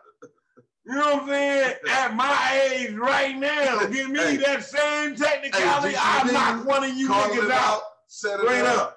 Straight up. Give me the same 90 days you niggas got. Set it up, nigga, and I knock one of you young street punks out. You know what I'm saying? I give you that Oot Gracie, nigga. You feel me? And I don't even know Oot or Gracie. I'm just saying though, that shit was hilarious, bro. Remember, we from the area of fighting, nigga. You niggas, them gun area niggas. All they know is that. Bro, you had niggas train, half the shit you gotta train them niggas for already know, bro. It's instinct. My thing is this, bro. I know how to.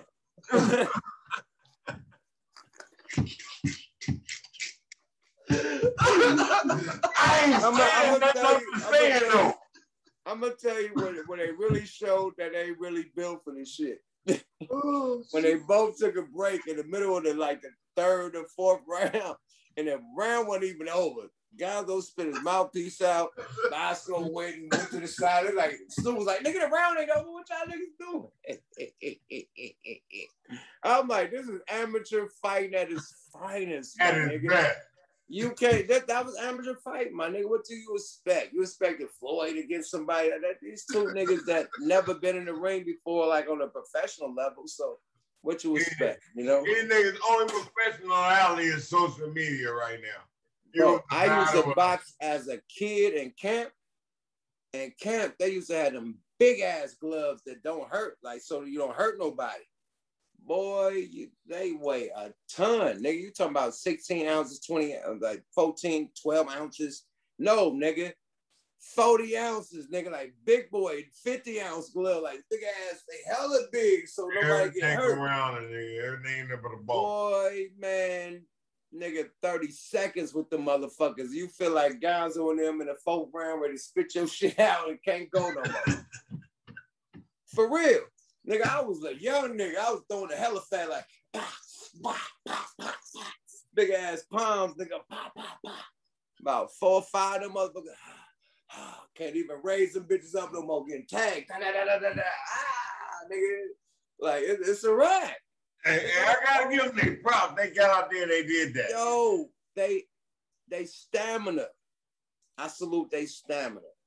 Cause real niggas that ain't never boxed can't go 1 round. They not boxers. But still, I don't amateurs. They went a lot of rounds for being amateurs. Exactly. I respect them for that. Whatever they training did, it made them able to go them rounds. Them niggas supposed to tap out in the first 2 rounds.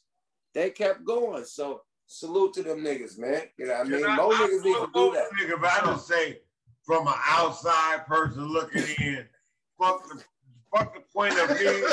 But who won? Who y'all think won? Hey, I feel like honestly feel like they both won, bro. Hey, they said Nate Robinson would have gave him. We ain't talking about Nate Robinson. We talking about Bosco and Gonzo. We talking about the goals. we ain't talking about the Nate Robinson. We talking about the goals. We know what happened to Nate Robinson. He got knocked the fuck out. We talking about the goals, the Gonzos and the Boscos. Hey, but salute to all them guys. No bullshit. Salute to all them guys, bro. They actually got in there and did that. This whole conversation was about the goals. And I just want to give the goals, they props. Both them niggas, because neither one of them niggas, you know what I'm saying? I'm going to leave it at that, dog.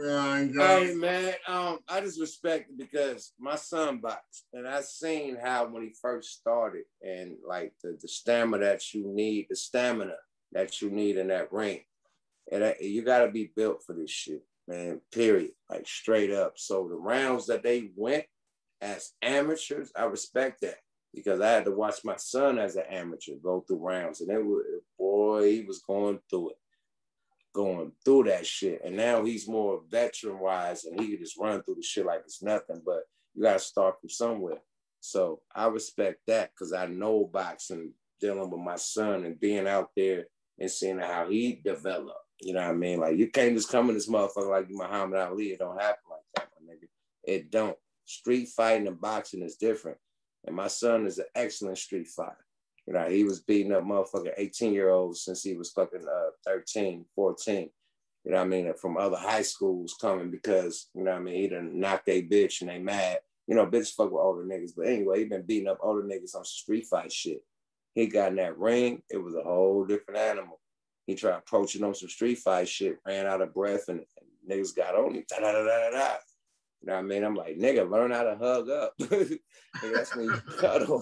This nigga folded up in the motherfucking corner getting bashed. So it takes, you know what I mean, development when it comes to that boxing shit. It's not easy. Everybody think it's a street fight shit, but it's minutes, nigga. 2 minutes, 3 minutes, 4 minutes, 5 minutes to swing them punches, nigga, with them gloves on. Good motherfucking luck. You feel me? Hey, cause like with me, dog, like personally, I ain't until like I told you earlier, I got all. Have you ever been in the ring? You box? No, as a youngster.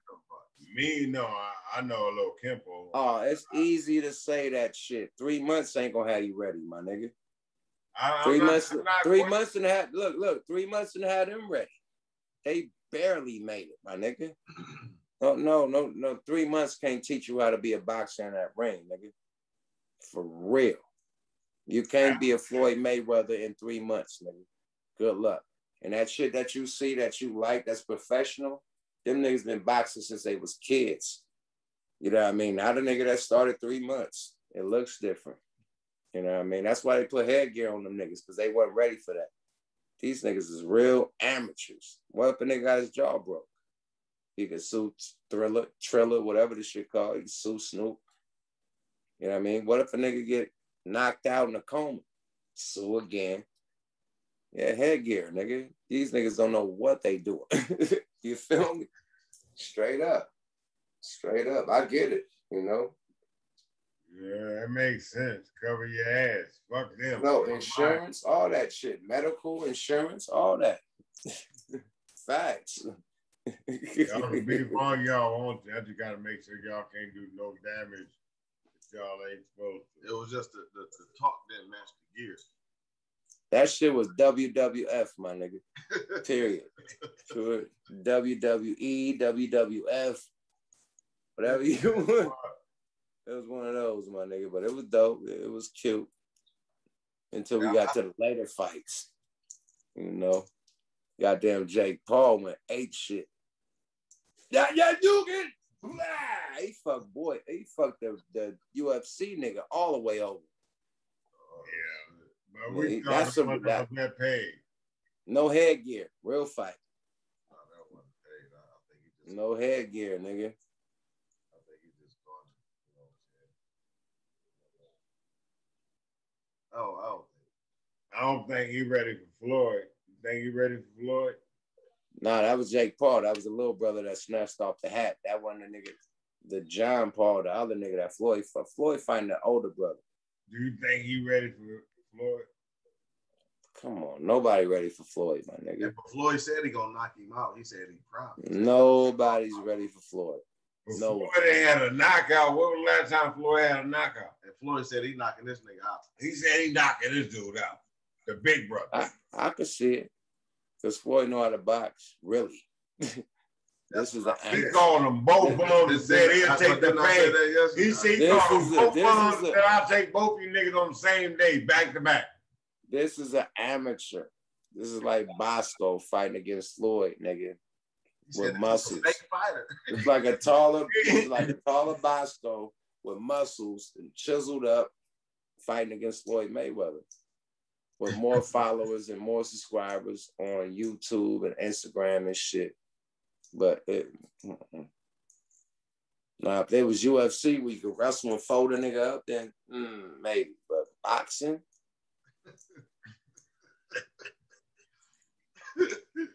They forgot Floyd could take a punch. They think Floyd just get hit and just get knocked out.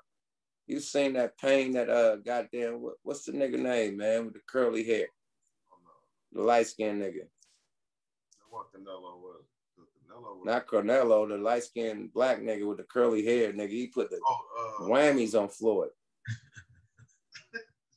Dumbass whammies. That was the first. That was the first nigga. Damn near knocked Floyd out. And then you had the Floyd? Who? No, it wasn't. What the fuck was it? My nigga that be training in the mountains, man. The pretty boy ass nigga, man. He's a light skinned nigga, man. He hella buff. Light skinned nigga. What's the nigga name, man? Anyway, he put hands on Floyd. They both had a belt, but Floyd won. He snapped it off and won. That nigga was bleeding from his nose, everything. Then the Maidana nigga that Adrian Broner fought against. Floyd had to fight him twice. Maidana put whammies on Floyd the first fight to where niggas thought Floyd lost. That nigga's a whammy.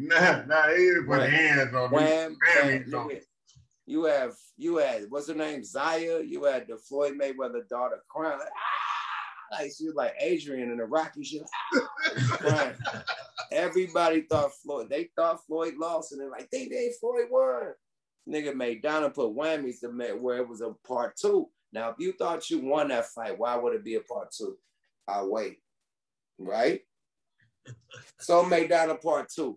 Floyd knows Maidana. He knows these fucking hooks coming across the head. He know he studies the nigga. He don't get touched. Da-da-da-da. He fucked Maidana up. End of him. Period. That quick. Floyd is a master technician. Even when he's in the worst trouble, he's going to come out winning, my nigga. Period. You can throw all the wild ass punches. You're going to figure that shit out in the first 2 or 3 rounds. 4, 5, 6. Yeah, it's a wrap. He got you studied. He know what you do. period. You know, so Floyd's a master. He's like the fucking Bruce Lee of boxing. Like, so you agree, Jay going down? I don't know about knocked out, but I know Floyd gonna win. I mean, Floyd gonna win. That's he said he gonna. But I'm saying Floyd said he promised he knocking him out. I don't know about that, Jack, but he definitely gonna win. Yeah, because he's supposed to knock out Pacquiao. That didn't happen. True. Yeah, I forgot about that. So yeah, so I think dude got a chin on him. Like them niggas, them Pauls got chins on them. They got them long ass 30 chiseled chins, so he could take something. You know what I mean? No Frank Ocean, but yeah, he could take some punishment to the face. It look like niggas just sit up all day, just get punched in the face with gloves. Next guy. Next guy. Like he got all his homies lined up with gloves on, punching him in the face to make his face tough.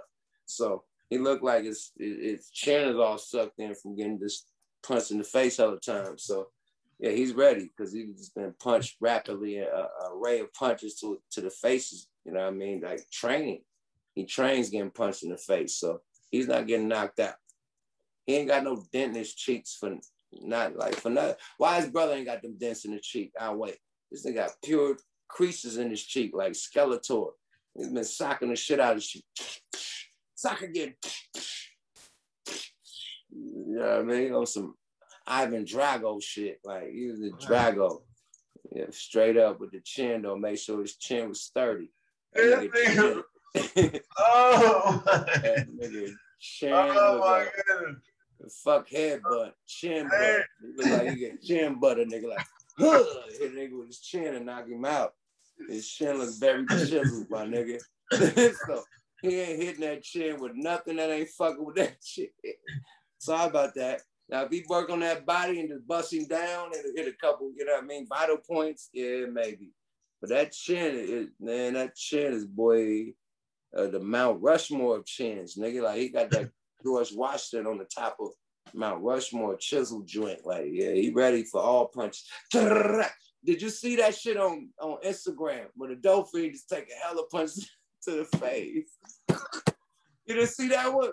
With the nigga with the app, man, it's a dolphin taking whammies to the face, man. And he got his hands behind his back.